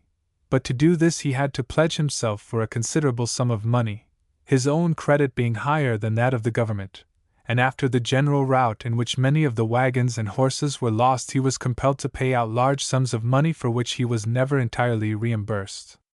He also persuaded the Assembly of Pennsylvania to provide the younger officers of the regiment with horses and stores for the campaign, although to Washington, as we know, all this accumulation of provisions for such an expedition seemed no better than a nuisance. Franklin, too, had his fears, and even went so far as to caution Braddock against the ambuscades of the Indians. Braddock smiled at his ignorance, and replied, "These savages may indeed be a formidable enemy to your raw American militia, but upon the King's regular and disciplined troops, sir, it is impossible they should make any impression." Franklin tells us he was conscious of the impropriety of disputing with a military man in matters of his profession, and said no more. The story of Braddock's defeat is only too well known, but to Franklin at least the campaign brought some profit. When later he went to England he found that the general's account of his intelligence and generosity had added considerably to his reputation. The failure of the expedition had left the western frontier open to the savage raids of the Indians, and Pennsylvania, owing to her unprotected condition, suffered more than the other colonies. Franklin came to the rescue with a bill to raise volunteers which was carried through the Assembly. Troops were quickly organized, and the philosopher was himself appointed general. He was 2 months in the field and conducted himself with admirable prudence, although he did not undergo the test of actual fighting. After that time he was recalled by the governor to Philadelphia, for the Assembly was about to meet, and his services were needed at home. The old trouble between the proprietary governor and the Assembly had now reached an acute stage. The 2 sons of William Penn, into whose hands the colony had descended, pursued a narrow and selfish policy, forcing the governor to veto every bill for raising money unless the estates owned by the proprietors were exempted from taxation. From the beginning Franklin had stood with the popular party in opposing these regulations, yet curiously enough had always been a favorite with the governors. These magistrates were bound to follow the proprietor's will under penalty of being recalled, but on the other hand their salary was dependent on the pleasure of the assembly, and they may well have clung to a wise and tolerant intermediary like Franklin. Nothing, however, could now allay the hostile feelings. The assembly voted money for immediate defense under the conditions imposed, but at the same time declared that the measure was not to be held as a precedent for the future, and Franklin was sent to England to treat with the proprietaries in person, and if necessary with the Crown. The first and second missions to England. Franklin reached London July 27, 1757, when he was 51 years old. He remained in England 5 years, and during that period his life was one of manifold interests and vexations. His business with the pens first engaged his attention, but from those stubborn gentlemen he got nothing but insolence and delays. After much maneuvering the dispute was brought before a committee of the Privy Council, where the Pennsylvania Assembly through its representative virtually won its case. The proprietary estates were made subject to taxation, and this bone of contention was for a time removed. It was indeed a great victory for the Philadelphia printer, but perhaps its chief value was the training it gave him for the more important diplomatic negotiations that were to come later. There was that in Franklin's nature which made him an ideal diplomatist. Under the utmost candor and simplicity he concealed a penetration into character and a skill in using legitimate chicanery that rarely missed their mark. Then, too, he was persistent. What he undertook to do he never left until it was done. Though far from being an orator, he wielded a pen that for clearness and logical pointedness has scarcely been surpassed, and his powers of irony and sarcasm were worthy of Swift himself. Among other subjects which engaged Franklin's pen at this time was a question of vital interest, as he thought, to the Empire. Under the masterly guidance of the great Pitt, England had come out victorious in the struggle with France, and the government was now debating whether Canada should be retained or given back to the French. The chief argument for surrendering the province was ominous of the future. A neighbor that keeps us in some awe is not always the worst of neighbors. If we acquire all Canada, we shall soon find North America itself too powerful and too populous to be governed by us at a distance. To this timid reasoning, which was attributed to William Burke, Franklin replied in a pamphlet, discussing the whole question with the utmost acumen, displaying the future greatness of the empire in America, and denying that the colonies would ever revolt. Touching this last apprehension, he says, "There are so many causes that must operate to prevent it that I will venture to say a union amongst them for such a purpose is not merely improbable, it is impossible. When I say such a union is impossible, I mean without the most grievous tyranny and oppression. The waves do not rise but when the wind blows. What such an administration as the Duke of Alva's in the Netherlands might produce, I know not, but this, I think, I have a right to deem impossible." Strange words to come from Franklin in those days, but it is thought they were of considerable influence in the final decision of the question. Franklin, indeed, was always fond of prophesying the future greatness of America, and again in the diplomatic debates after the Revolutionary War he long insisted that Canada should be severed from England and joined to the 13 states. But our philosopher had much to occupy him besides politics. He had taken lodgings at No. 7 Craven Street with a Mrs. Stevenson, in whom and in whose daughter he found warm and congenial friends. His correspondence with dear Polly, the daughter, contains some of his most entertaining letters, and he even planned, but unsuccessfully, to make her the wife of his son William. His fame as a scientist had preceded him, and introduced him into the society of many distinguished men in England and Scotland, among whom his genial nature freely expanded. And nothing could stop the activity of his mind, not even sickness. For 8 weeks he struggled with a fever, but the letter to his wife conveying the story of his illness reads as if he were almost willing to undergo such an experience for the opportunity of studying pathology which it offered. At last he was ready to return home.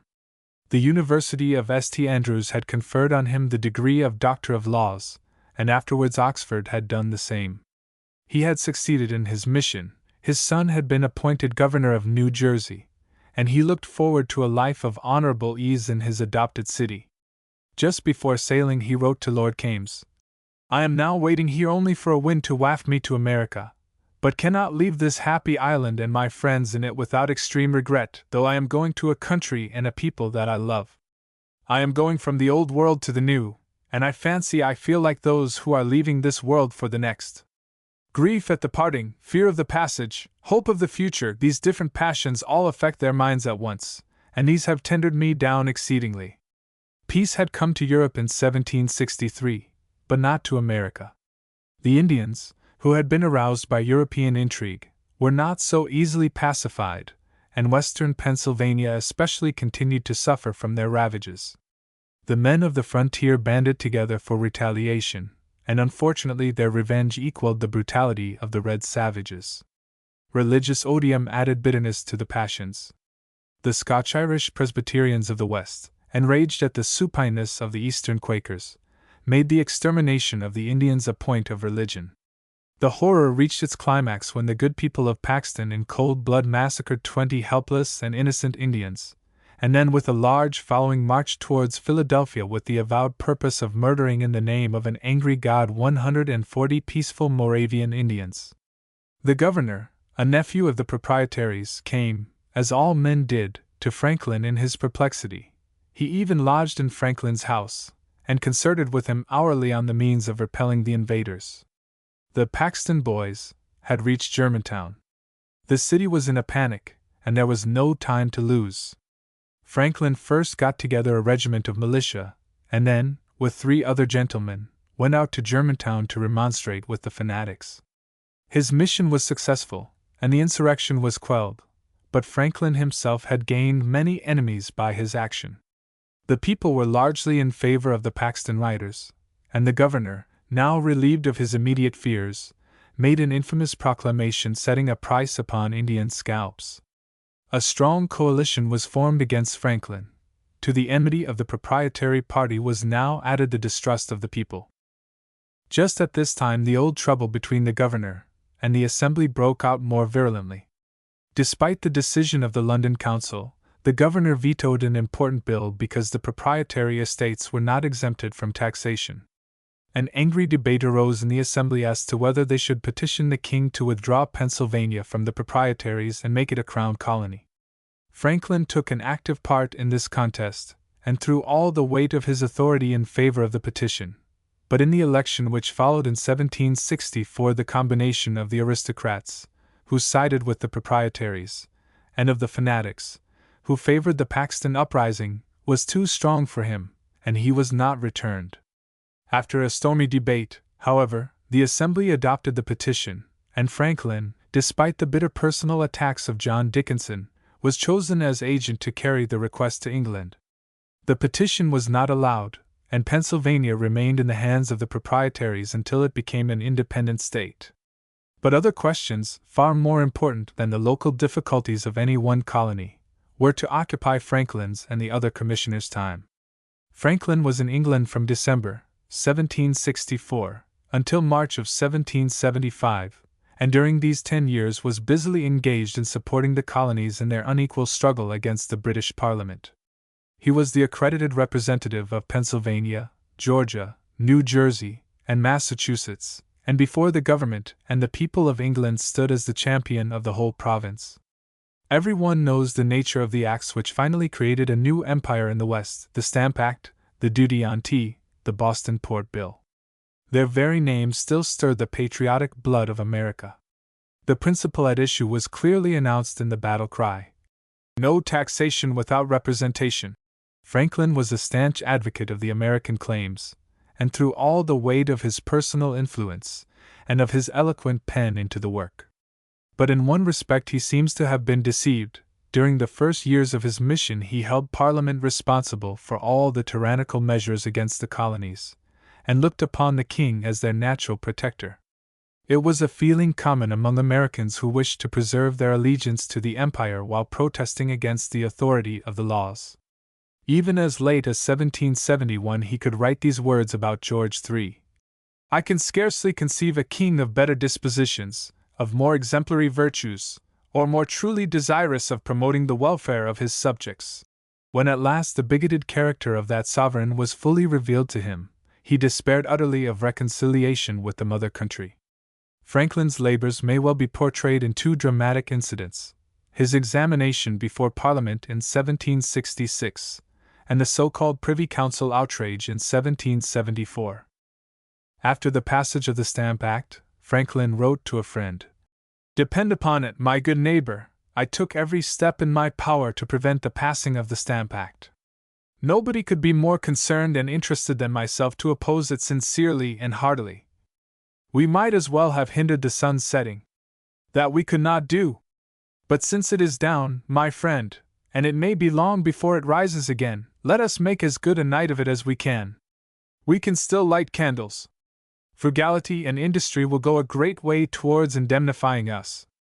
Idleness and pride tax with a heavier hand than kings and parliaments. If we can get rid of the former, we may easily bear the latter." But Franklin's philosophical habit of accepting the inevitable, a habit which for a time brought him the hostility of such strenuous patriots as the Adamses, did not prevent him from doing all in his power to further the repeal of that act when the matter was again taken up by Parliament. Nor did America lack friends in Parliament itself, and these gentlemen now arranged that Franklin should give testimony before the bar of the House. In the examination which followed, Franklin showed the fullness of his knowledge and the keenness of his wit better perhaps than in any other act of his life. It is impossible to give at length the replies with which he aided the friends of repeal and baffled its foes, but a few of his answers may indicate the nature of all. Q. What was the temper of America towards Great Britain before the year 1763? A. The best in the world. They submitted willingly to the government of the Crown, and paid in their courts obedience to acts of Parliament. They had not only a respect, but an affection for Great Britain, for its laws, its customs, and manners, and even a fondness for its fashions, that greatly increased the commerce. Natives of Britain were always treated with particular regard. To be an Old England man was, of itself, a character of some respect, and gave a kind of rank among us. Q. What is their temper now? A. Oh, very much altered. Q. How would the Americans receive a future tax, imposed on the same principle as the Stamp Act? A. Just as they do the Stamp Act, they would not pay it. Q. Would the colonists prefer to forego the collection of debts by legal process rather than use stamped paper? A. I can only judge what other people will think, and how they will act by what I feel within myself. I have a great many debts due to me in America, and I had rather they should remain unrecoverable by any law than submit to the Stamp Act. They will be debts of honor. The examination was a complete success. Not even the Tories could object to it, and to Burke it seemed like the examination of a master by a parcel of schoolboys. A few days later the repeal was carried. But the relief was only temporary, and Parliament soon returned to its high-handed measures of repression. One day in the midst of the contest Franklin was talking with a friendly member of Parliament, and inveighing against the violence of the government towards Boston. The Englishman replied that these measures of repression did not originate in England, and to prove his assertion placed in Franklin's hands a packet of letters written by Hutchinson, Governor of Massachusetts, and others to a member of Parliament with the intention of reaching the ears of Lord Grenville. These letters, written by native-born Americans, advised the quartering of troops on Boston, advocated the making of judges and governors dependent on England for their salaries, and were full of such sentiments as that there must be an abridgment of what are called English liberties. Franklin by permission sent them to Boston, where they naturally raised a furor of indignation. A petition was immediately sent over to have Governor Hutchinson removed from office, but for a while government took no action. After a time the letters got into the London newspapers with the most deplorable result. One Thomas Whately, brother of the gentleman to whom they had been addressed, was accused of purloining the letters and sending them to America. This caused a duel, and a second duel was about to be fought when Franklin published a note in the Public Advertiser, avowing that the letters had not passed through Mr. Whately's hands, that he himself was responsible for sending them to Boston, and that no blame could be attached to the action as the letters were really of a public nature. The Tories now saw their opportunity to attack Franklin. The petition for removing Hutchinson was taken up by the Committee for Plantation Affairs, and Franklin was summoned to appear before them. Wedderburn, the King's Solicitor General, was there to speak for Hutchinson, and Franklin, having no counsel, had the proceedings delayed for 3 weeks. On the appointed day, the council met in a building called the Cockpit, and Franklin appeared before them. The room was furnished with a long table down the middle, at which the Lords sat. At one end of the room was a fireplace, and in a recess at one side of the chimney Franklin stood during the whole meeting. His advocates spoke, but without much effect, and the defense of Hutchinson was then taken up by Wedderburn. But instead of arguing the point at issue, Wedderburn made it the occasion for delivering, much to the delight of the Tory lords present, a long and utterly unjustified tirade against Franklin.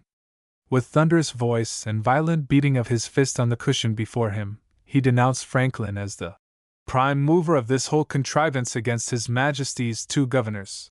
Although the letters had been given to Franklin for the express purpose of having them conveyed to America, Wedderburn accused him of base treachery.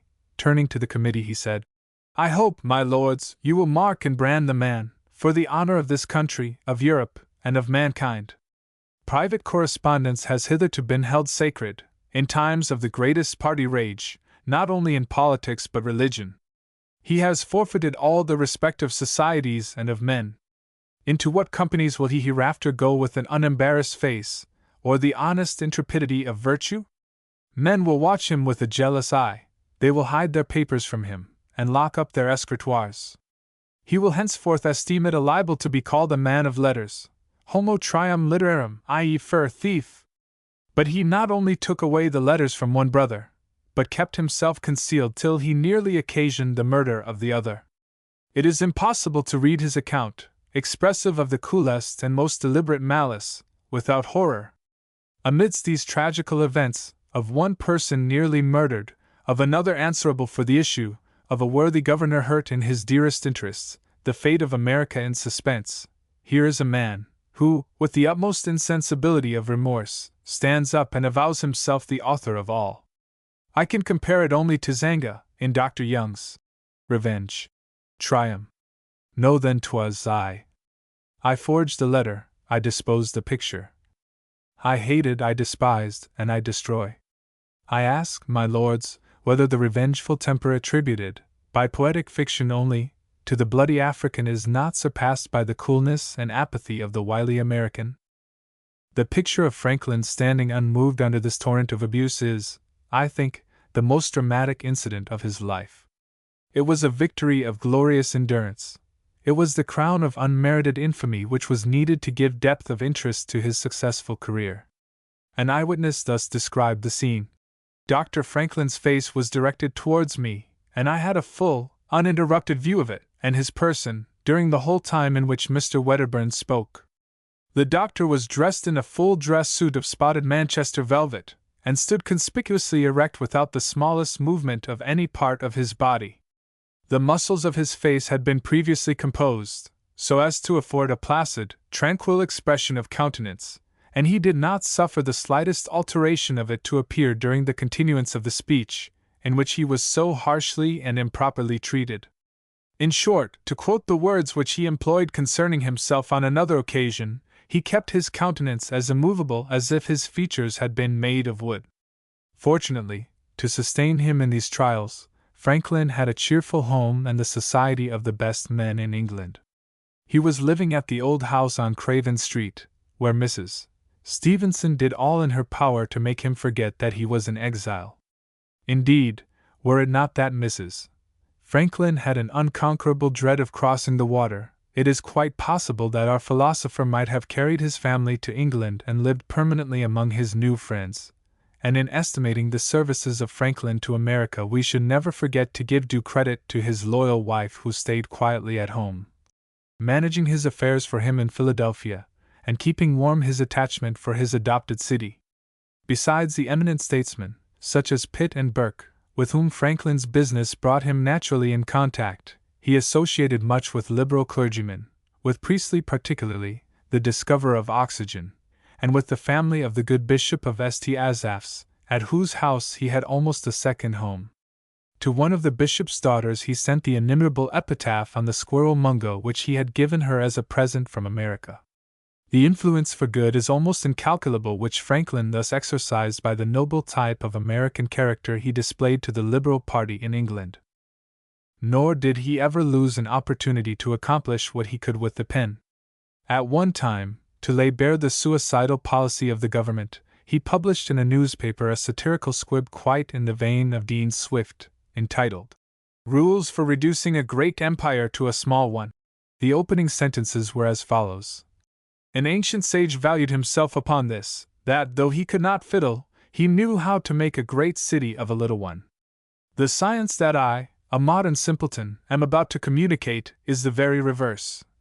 And with this introduction, the author proceeds to give a detailed account of the treatment of the colonies by Parliament. In another paper, Franklin reduced certain arguments of the ministry to the absurd. This was a pretended edict of the King of Prussia, in which Frederick was supposed to announce the same sovereignty over England, which had been originally settled by Germans, as Parliament now claimed over America.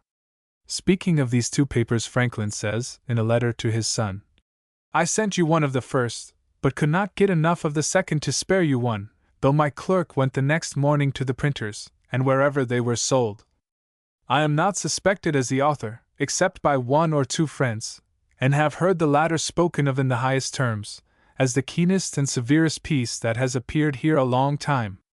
Lord Mansfield, I hear, said of it, that it was very able and very artful indeed, and would do mischief by giving here a bad impression of the measures of government, and in the colonies, by encouraging them in their contumacy. What made it the more notice here was, that people in reading it were, as the phrase is, taken in, till they had got half through it, and imagined it a real edict, to which mistake I suppose the King of Prussia's character must have contributed. I was down at Lord Le Despencer's, when the post brought that day's papers. Mr. Whitehead was there, too, Paul Whitehead, the author of Manners, who runs early through all the papers, and tells the company what he finds remarkable. He had them in another room, and we were chatting in the breakfast parlor, when he came running in to us, out of breath, with the paper in his hand. Here, says he, here's news for ye. Here's the King of Prussia, claiming a right to this kingdom. All stared, and I as much as anybody, and he went on to read it. When he had read 2 or 3 paragraphs, a gentleman present said, "Damn his impudence, I dare say we shall hear by next post that he is upon his march with 100,000 men to back this." Whitehead, who is very shrewd, soon after began to smoke it, and looking in my face said, "I'll be hanged if this is not some of your American jokes upon us." The reading went on, and ended with abundance of laughing, and a general verdict that it was a fair hit. Able. Artful. After the Privy Council outrage, there was very little for Franklin to do. Lord Chatham consulted with him before introducing in Parliament a liberal bill for conciliating the colonies, and Franklin himself was present in the House of Lords when the old statesman, despite the protests of his gout, pleaded for fairer measures. It may very well be that if these troubles had occurred in Chatham's vigorous days, he might have been able to preserve the integrity of the empire. But now he was crippled by the gout and debarred from active life, and in the interesting dialogue between Franklin and the gout, the philosopher might have retorted upon that exacting lady the mischief she had done his people by laming Pitt. Again Franklin had to stand the bitter denunciation of the Tories, while Lord Sandwich held him up as one of the bitterest and most mischievous enemies this country had ever known. But he also had the satisfaction of hearing a noble eulogy of his character pronounced by the great Chatham. Then, after a good deal of secret negotiation with Lord Howe, Franklin reluctantly abandoned the situation and turned homeward. His last day in London was passed with Dr. Priestley, who has left an interesting record of their conversation. He says of Franklin that the unity of the British Empire in all its parts was a favorite idea of his. He used to compare it to a beautiful china vase, which, if ever broken, could never be put together again, and so great an admirer was he of the British Constitution that he said he saw no inconvenience from its being extended over a great part of the globe. With these sentiments he left England. 6. Member of Congress and envoy to France. Franklin reached Philadelphia May 5, 1775, and what a homecoming it was! His wife had died, and he was now to live with his daughter Mrs. Back. The Battle of Lexington had been fought while he was at sea, and the whole country was in a ferment of excitement. It was in regard to this battle, it may be remembered, that he uttered one of his famous witticisms. To a critic who accused the Americans of cowardice for firing from behind stone walls, he replied, "I beg to inquire if those same walls had not two sides to them?" He received the most honorable welcome home, and on the very morning after his arrival was unanimously chosen one of the Pennsylvania delegates to the Continental Congress about to meet in Philadelphia. Our philosopher, now 70 years old, had come home to rest, but found himself instead in the very vortex of public affairs. He was a member of the Pennsylvania Committee of Safety and a burgess in the Assembly, but later he gave himself entirely to Congress.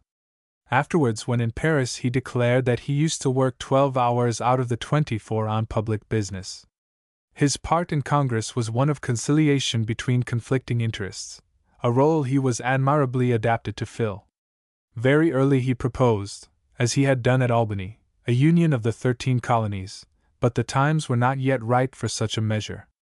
Of the great act of this Congress, the Declaration of Independence, Franklin's share was small, as might be inferred from the nature of the man. He did indeed serve with Jefferson and 3 others on the committee appointed to draft this document, but, as every one knows, the actual writing of the Declaration was the work of Jefferson. Franklin is chiefly remembered for 1 or 2 witticisms in connection with the affair. "We must be unanimous," said Hancock, when it came to signing the document. "There must be no pulling different ways, we must all hang together." "Yes," replied Franklin, "we must, indeed, all hang together, or, most assuredly, we shall all hang separately." Over Franklin's manifold occupations we may now pass rapidly, for, though he was connected with almost every prominent transaction of the times, yet he was not a true leader of the revolutionary movement. He was easily the most illustrious man in America, and, since the death of Jonathan Edwards, the most intellectual. But his mind was inquisitive and contemplative rather than aggressive, and rougher hands were now needed at the helm. He acted as postmaster for the colonies, and served on many committees. So, for instance, he went with John Adams and Edward Rutledge to confer with Lord Howe on Staten Island. The embassy, however, came to nothing, as Lord Howe utterly refused to treat with them as envoys of a Congress whose existence he could not acknowledge. It was too late for negotiations. And now we are to see Franklin in a new part. Of the great leaders of the Revolution, each had his peculiar task. There was Samuel Adams in Boston, the herald of division and battle, whose office it was to make clear the mind of the country and to stir up in the people the proper enthusiasm. There was Thomas Jefferson, imbued with French 18th-century notions of the rights of man, incapable perhaps of distinguishing between theory and fact, but for that very reason suited to formulate the National Declaration of Independence. A document not rigorously true in philosophy but inimitable as the battle cry of freedom and progress. There was Washington, whose military genius, indomitable will, and noble solidity of character were able to carry the war through to the end, and there was Franklin, too cool-headed ever to have inflamed the hearts of the people with the inspiration of hope and revenge, incapable of uttering political platitudes which could express tersely the national feeling. A lover of peace and without the grim determination of a soldier, but still able in his own way to serve the state more effectually perhaps than any other man except the great captain himself. It was absolutely necessary, both for actual help in money and arms and for moral support, that the young nation should receive recognition abroad. To win this recognition was just the task of Franklin. Already he was known personally to many of the leading spirits of England and the continent. The respect and friendship felt for him by Burke, Fox, Lord Shelburne, Lord Rockingham, did much to augment the power of the opposition in England, and on the continent the high reputation of Franklin as a philosopher and statesman contributed largely to the general confidence in the ultimate success of the rebellion. The first really important communication from Europe came to Congress through Dr. Dubourg, of Paris, who wrote a long letter to Franklin, addressing him as "My dear master," and assuring him of the sympathies of France. Congress hereupon appointed Franklin, Silas Deane, and Arthur Lee commissioners to Paris, the 2 last being already in Europe. Before departing, Franklin got together what money he could, between £3,000 and £4,000, and lent it to Congress. He then sailed with his 2 grandsons, William Temple Franklin and Benjamin Franklin back, reaching Paris December 21, 1776. Considering the dangers and hardships of the voyage, this was no light undertaking for a man of his age, and he was in fact physically exhausted when he arrived on the other side. Franklin came now to reap the fruits of a long and well-spent life. His personal fame aided him in a land where philosophers had become the fashion of the day, and as the representative of a people struggling for liberty he was peculiarly dear to the French, who were themselves speculating on such matters and preparing for their own revolution. It is, of course, easy to exaggerate the influence of sentiment in the case. France was glad to encourage America because the loss of the colonies would weaken the British Empire, and that was natural. But it is, I think, a mistake not to acknowledge the generous sentiments of the people and even of the grandees of the land. Voltaire and Rousseau had not been preaching in vain. The American Declaration of Independence was quite in the drift of French political ideas. But to awaken trust in a people who dwelt in a far-off wilderness, and who were commonly esteemed little better than savages, the presence of such a man as Franklin was of incalculable value. After a brief interval, M. de Chaumont, one of the wealthy Frenchmen of the day, offered Franklin rooms at Passy in his Hotel de Valentinois, and there our philosopher fixed his abode, living in some style, and spending perhaps about $13,000 a year. His popularity was immediate and almost unexampled. The great people of France, philosophers, statesmen, titled noblemen, and fine ladies, thought it an honor to receive the famous American, and it is said that so great was his fame among the common people that the shopkeepers would run to their doors to see him pass down the street. Innumerable pictures were drawn and medallions cut of his figure, until, as he wrote, his countenance was made as well known as that of the moon, so that he durst not do anything that would oblige him to run away, as his phiz would discover him wherever he should venture to show it. Parton quotes this interesting account of the commissioners from the memoirs of Count Siger. Nothing could be more striking than the almost rustic apparel, the plain but firm demeanor, the free and direct language of the envoys, whose antique simplicity of dress and appearance seemed to have introduced within our walls, in the midst of the effeminate and servile refinement of the 18th century, some sages contemporary with Plato, or republicans of the age of Cato and of Fabius. This unexpected apparition produced upon us a greater effect in consequence of its novelty, and of its occurring precisely at the period when literature and philosophy had circulated amongst us an unusual desire for reforms, a disposition to encourage innovations, and the seeds of an ardent attachment to liberty. But life was not all roseate for Franklin. He and the other envoys had plenty of work to do. Among other things, an endless number of foreign officers applied to Franklin for commissions in the American army. Some of these applicants, such as Lafayette and Steuben, were heartily welcome, and really aided the cause, but he was beset by innumerable others who would have been merely a burden on the army. For men of this stamp he drew up and actually used more than once a blank recommendation beginning with these ominous words: "The bearer of this, who is going to America, presses me to give him a letter of recommendation, though I know nothing of him, not even his name. This may seem extraordinary, but I assure you it is not uncommon here," etc. He was also kept busy managing the affairs of the small but active navy, which was largely fitted out in France, and which brought most of its prizes into French ports. But of all his labors the most difficult, and the most important, was the raising of money for Congress. Into the details of this exasperating task we cannot here enter.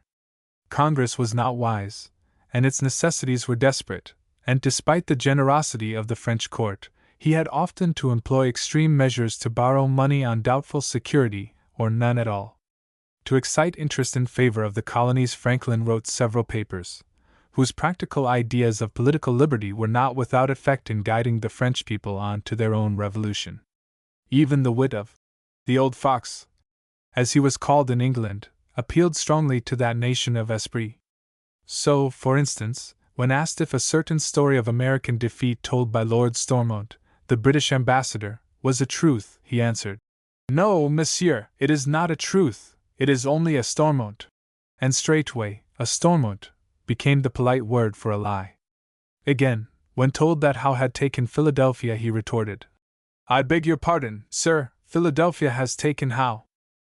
But though Franklin could maintain his philosophic calm, and could even joke in the presence of disaster, yet the strain on his nerves was tremendous. I believe that only once in his life was he betrayed into manifesting a strong emotion.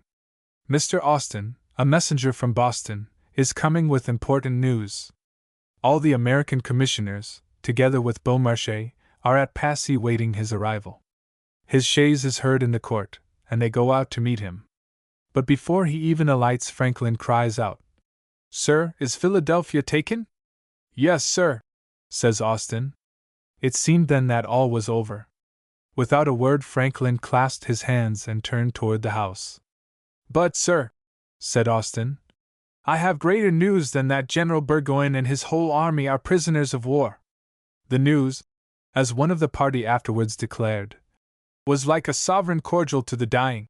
How deep the impression upon Franklin was we may judge from his gratitude to the messenger. Mr. Austin relates that often he would break from one of those musings in which it was his habit to indulge, and clasping his hands together, exclaim, "Oh, Mr. Austin, you brought us glorious news! General Burgoyne and his whole army are prisoners of war." It was indeed glorious news. The result in France was instantaneous and immense. Franklin and his companions had long wished the court to acknowledge publicly the independence of the United States, and to make a treaty of commerce with them. The news of Burgoyne's surrender reached Paris on the 4th of December, 1777. The desired treaty was actually signed on the 6th of February following. Dr. Bancroft, who was present when both parties signed the document, tells us that Franklin on that occasion wore the old suit of Manchester velvet which he had worn on the day of his outrage in the Privy Council, and which had been long laid aside. It was apparently a bit of quaint and secret revenge in which the philosopher indulged himself. But when Dr. Bancroft intimated to Franklin his suspicions in the matter, the philosopher only smiled, and said nothing. Several weeks later the new treaty was to receive formal recognition, and the American commissioners were to be presented to Louis XVI in their public capacity. Franklin intended to wear the regular court costume at the presentation, but was balked of his desire. The costume did not come in time, and when the perruquier brought his wig it refused to sit on the doctor's head. Franklin suggested that the wig might be too small. "Monsieur, it is impossible!" cried the perruquier, and then, dashing the wig to the floor, exclaimed, "No, monsieur! It is not the wig which is too small, it is your head which is too large." At any rate the wig could not be worn, and Franklin appeared in his own grey hair, dressed in black velvet, with white silk stockings, spectacles on nose, and no sword at his side. The king received the envoys courteously, saying, "Gentlemen, I wish the Congress to be assured of my friendship. I beg leave also to observe that I am exceedingly satisfied in particular with your own conduct during your residence in my kingdom." And with these words walked out of the apartment. Immediately Lord Stormont, the British ambassador, left Paris, and a few days later M. Gerard, the first minister of France to this country, sailed for America.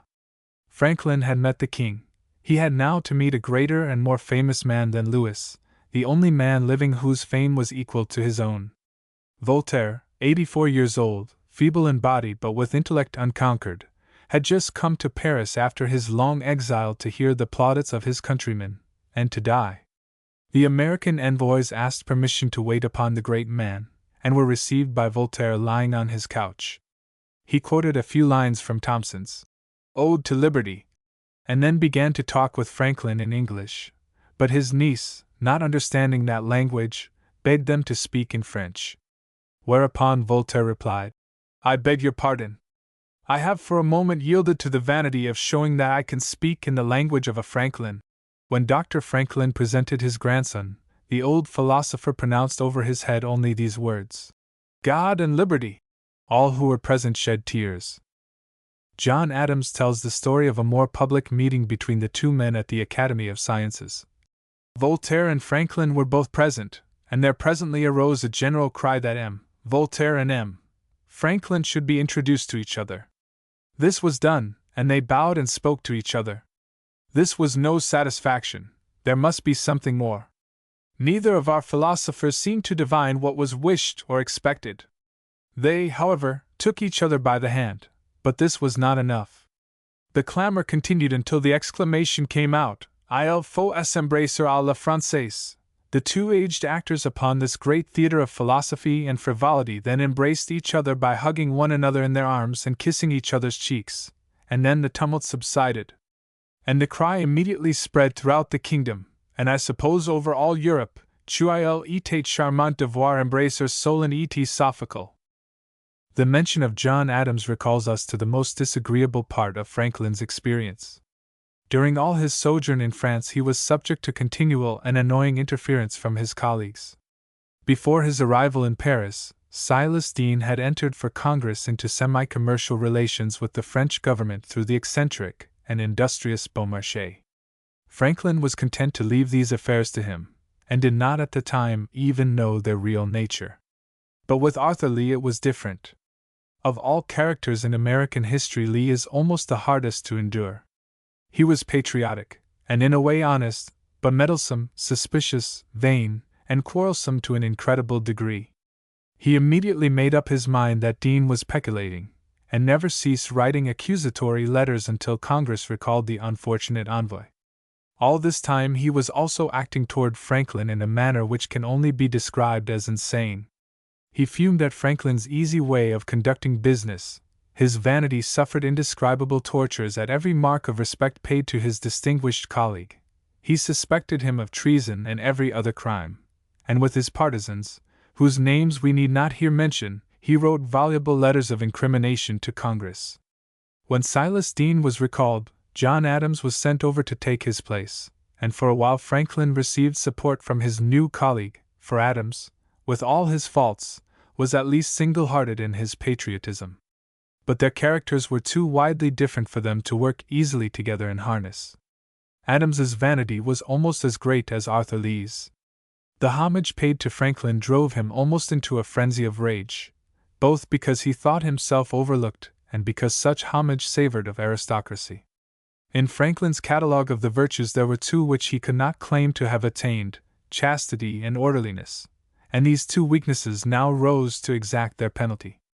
Adams could not believe that a man who had been lax with women could be honest in anything else. Adams was the spirit of petty orderliness, and Franklin's easy ways seemed to him the destruction of all business. At last Congress came to the rescue, and for once acted sensibly. Lee and Adams were recalled, and Franklin was left as sole plenipotentiary in Paris. With other Americans, Franklin's relationship was of a pleasanter sort. To the American Navy and privateers, Franklin was the American government, and though he was often annoyed by the unreasonable conduct of importunate captains, yet he also shared in the glory of their deeds. John Paul Jones was one of the many forced to endure Arthur Lee's impertinences, and had it not been for Franklin's aid and friendship, our Navy would have lost the honor of that name. At one time Paul Jones was in Paris with no ship to command, and though he tried every channel to obtain a vessel from the French court, was always put off. At last, as he was reading a French translation of Poor Richard's Almanac, his eye was struck by this sentence: "If you would have your business done, go; if not, send."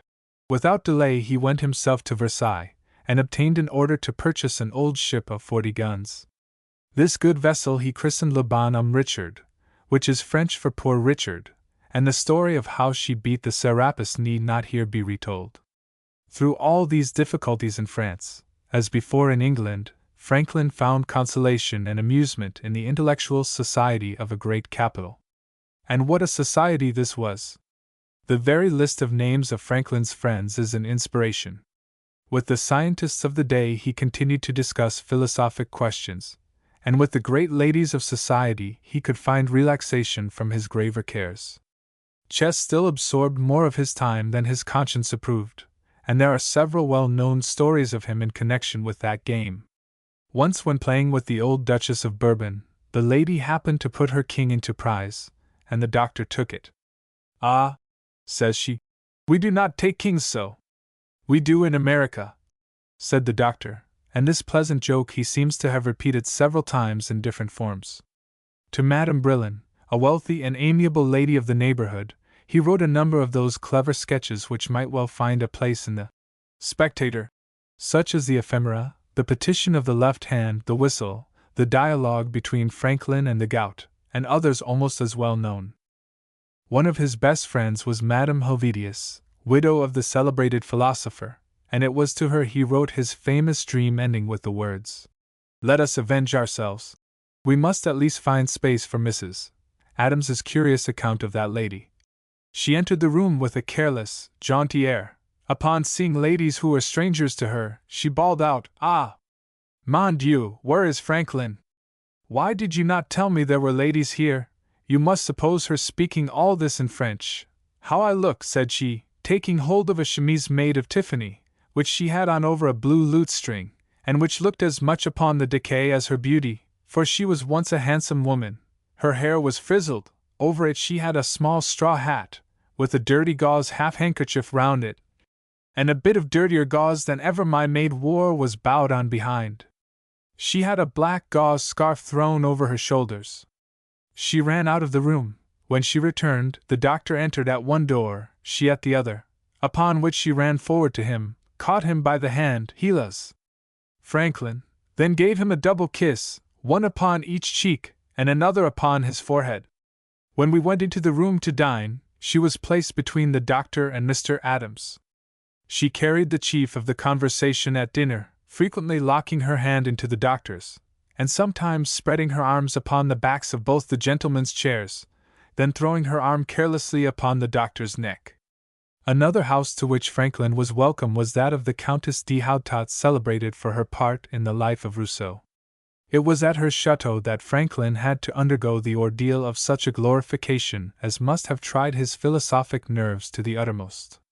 The chronicler of the occasion declares that the venerable sage, with his grey hair flowing down upon his shoulders, his staff in hand, the spectacles of wisdom on his nose, was the perfect picture of true philosophy and virtue. But the sage must have found his virtue a burden on that day. He was escorted through the grounds. Wine was poured out freely, music was played, and the company in turn celebrated the guest in stanzas which were none the less fulsome because they were true. The ceremony closed with the planting of a Virginia locust by the doctor. The surrender of Burgoyne in 1777 had brought about the treaty with France. The surrender of Cornwallis at Yorktown, 4 years later, was the beginning of peace and the cause of the treaty with England. What effect the news of Cornwallis's defeat had in England, how Lord North, the Prime Minister, received the message, as he would have taken a ball in his breast, walking wildly up and down the room, tossing his arms, and crying out, "O God! It is all over! It is all over!" All this is known to everybody. The diplomacy which now passed between the belligerent parties is a most complicated chapter of history. Franklin, Jay, and Adams were appointed by Congress to treat with England concerning peace, with instructions to consult the French government in every measure. The first difficulty was one of form. England was ready to sign a treaty of peace and acknowledge the independence of the colonies, but the envoy sent to Paris for this purpose was empowered to treat only with commissioners of the colonies or plantations, and Jay and Adams felt incensed that the United States did not receive recognition by name. Franklin regarded the matter as a mere formality, and was eager to push on the proceedings, but his colleagues were obdurate, and after some delay England made the required recognition. 3 important points had then to be settled: 1. Whether the Americans should be allowed to fish on the Newfoundland banks; 2. Whether the western boundary should extend to the Mississippi River; 3. Whether the United States government should reimburse the losses of the Tories. Adams, who as a Bostonian understood the importance of the first measure, insisted stubbornly that England should cede this point, and finally won the day. That the United States were not confined to a strip of land along the seacoast was chiefly due to Jay. And here a new complication came in. Jay had from the first suspected that France was playing a double game, and convincing evidence of duplicity now fell into his hands. To obtain concessions for herself, France was secretly encouraging England to refuse the American claims on the Newfoundland fishing banks and on the territory lying between the Alleghenies and the Mississippi. Jay thereupon insisted that the American envoys should treat secretly with England without consulting the French court, and Adams sided with him.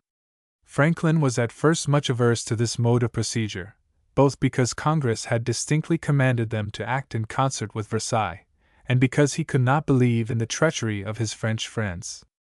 When, however, Jay laid the matter clearly before him, he gave up the point, and the negotiations proceeded. England acknowledged the American right to the Western Territory, but was more obstinate in regard to the Tory indemnification. Franklin was willing to grant this if England in return would cede Canada to the American Union, and for a time the question was debated in this form. Finally, a compromise was adopted, Congress promising to recommend to the state legislatures to restore the estates, rights, and properties of real British subjects, which was of course a concession in words only, as Congress had no authority to enforce such a recommendation. The preliminary treaty between England and America was signed November 30, 1782, and Franklin had at once to appease the wrath of the French government, which felt it had been duped. With consummate skill he accomplished this task, and all the vexing questions at issue were settled by the signing, on September 3, 1783, of separate definitive treaties between the three hostile powers. Franklin's great work was done. He had before this urged Congress to release him from his heavy duties, and at last, in 1785, after he had assisted in making treaties with the other powers of Europe, his resignation was accepted, and he was free to return home. Thomas Jefferson came over to Paris as plenipotentiary in his stead. When asked if he replaced Dr. Franklin, Jefferson used to reply, "I succeed. No one can replace him." Franklin returned to Philadelphia laden with years and honors, yet still his country could not let him repose. For 3 successive years he was elected President of Pennsylvania, but the labors entailed were not severe, and the old man found time for amusement and quiet study. We have a beautiful picture of his life at home with his daughter and her family in one of his letters of the time. "The companions of my youth are indeed almost all departed, but I find an agreeable society among their children and grandchildren. I have public business enough to preserve me from ennui, and private amusement besides in conversation, books, my garden, and cribbage. Considering our well-furnished, plentiful market as the best of gardens, I am turning mine, in the midst of which my house stands, into grass plots and gravel walks, with trees and flowering shrubs.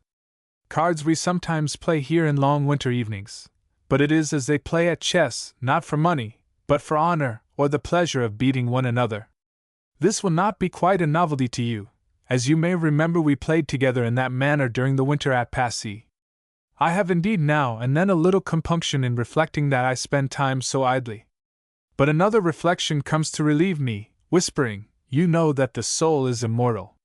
Why, then, should you be such a niggard of a little time, when you have a whole eternity before you? So, being easily convinced, and like other reasonable creatures, satisfied with a small reason when it is in favor of doing what I have a mind to, I shuffle the cards again, and begin another game. Yet the old man could not but feel lonely at times in the new society growing up about him. He says pathetically in another letter, I seem to have intruded myself into the company of posterity, when I ought to have been abed and asleep. In 1787 the Constitutional Convention met in Philadelphia, and it was a fitting thing that the statesman and philosopher should live to aid in framing laws by which his country is still governed. He was now too weak to stand long, so that his speeches on various questions had to be read out by a friend.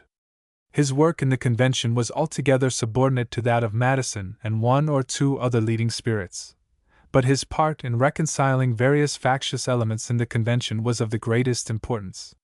When at last the deadlock came between the smaller and the larger states on the question of representation in the legislature, it was Franklin who saved the day by a suggestion which led to the famous compromise, making the Senate represent the individual states, while the lower house is proportioned to population.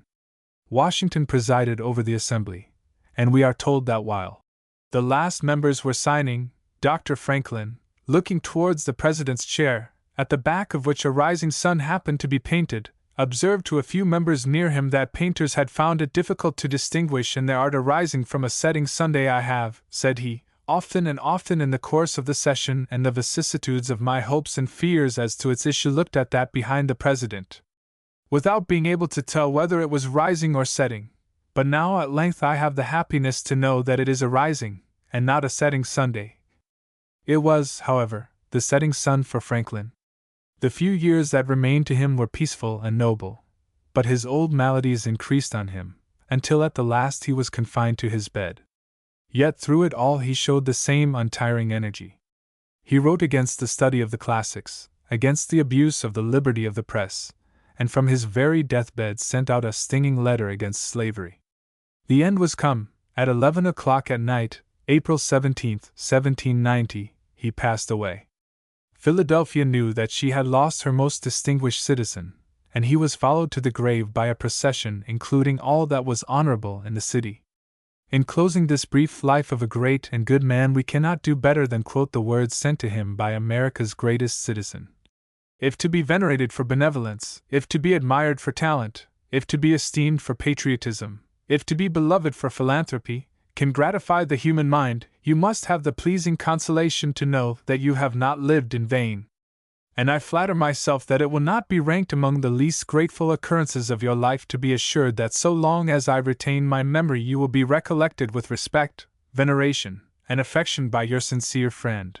To receive such praise from Washington is sufficient answer to all the petty cavils that have been raised against the memory of Benjamin Franklin. Footnotes. Signifies conjunction, the sun, Mercury. They must embrace like Frenchmen. How charming it was to see Solon and Sophocles embrace.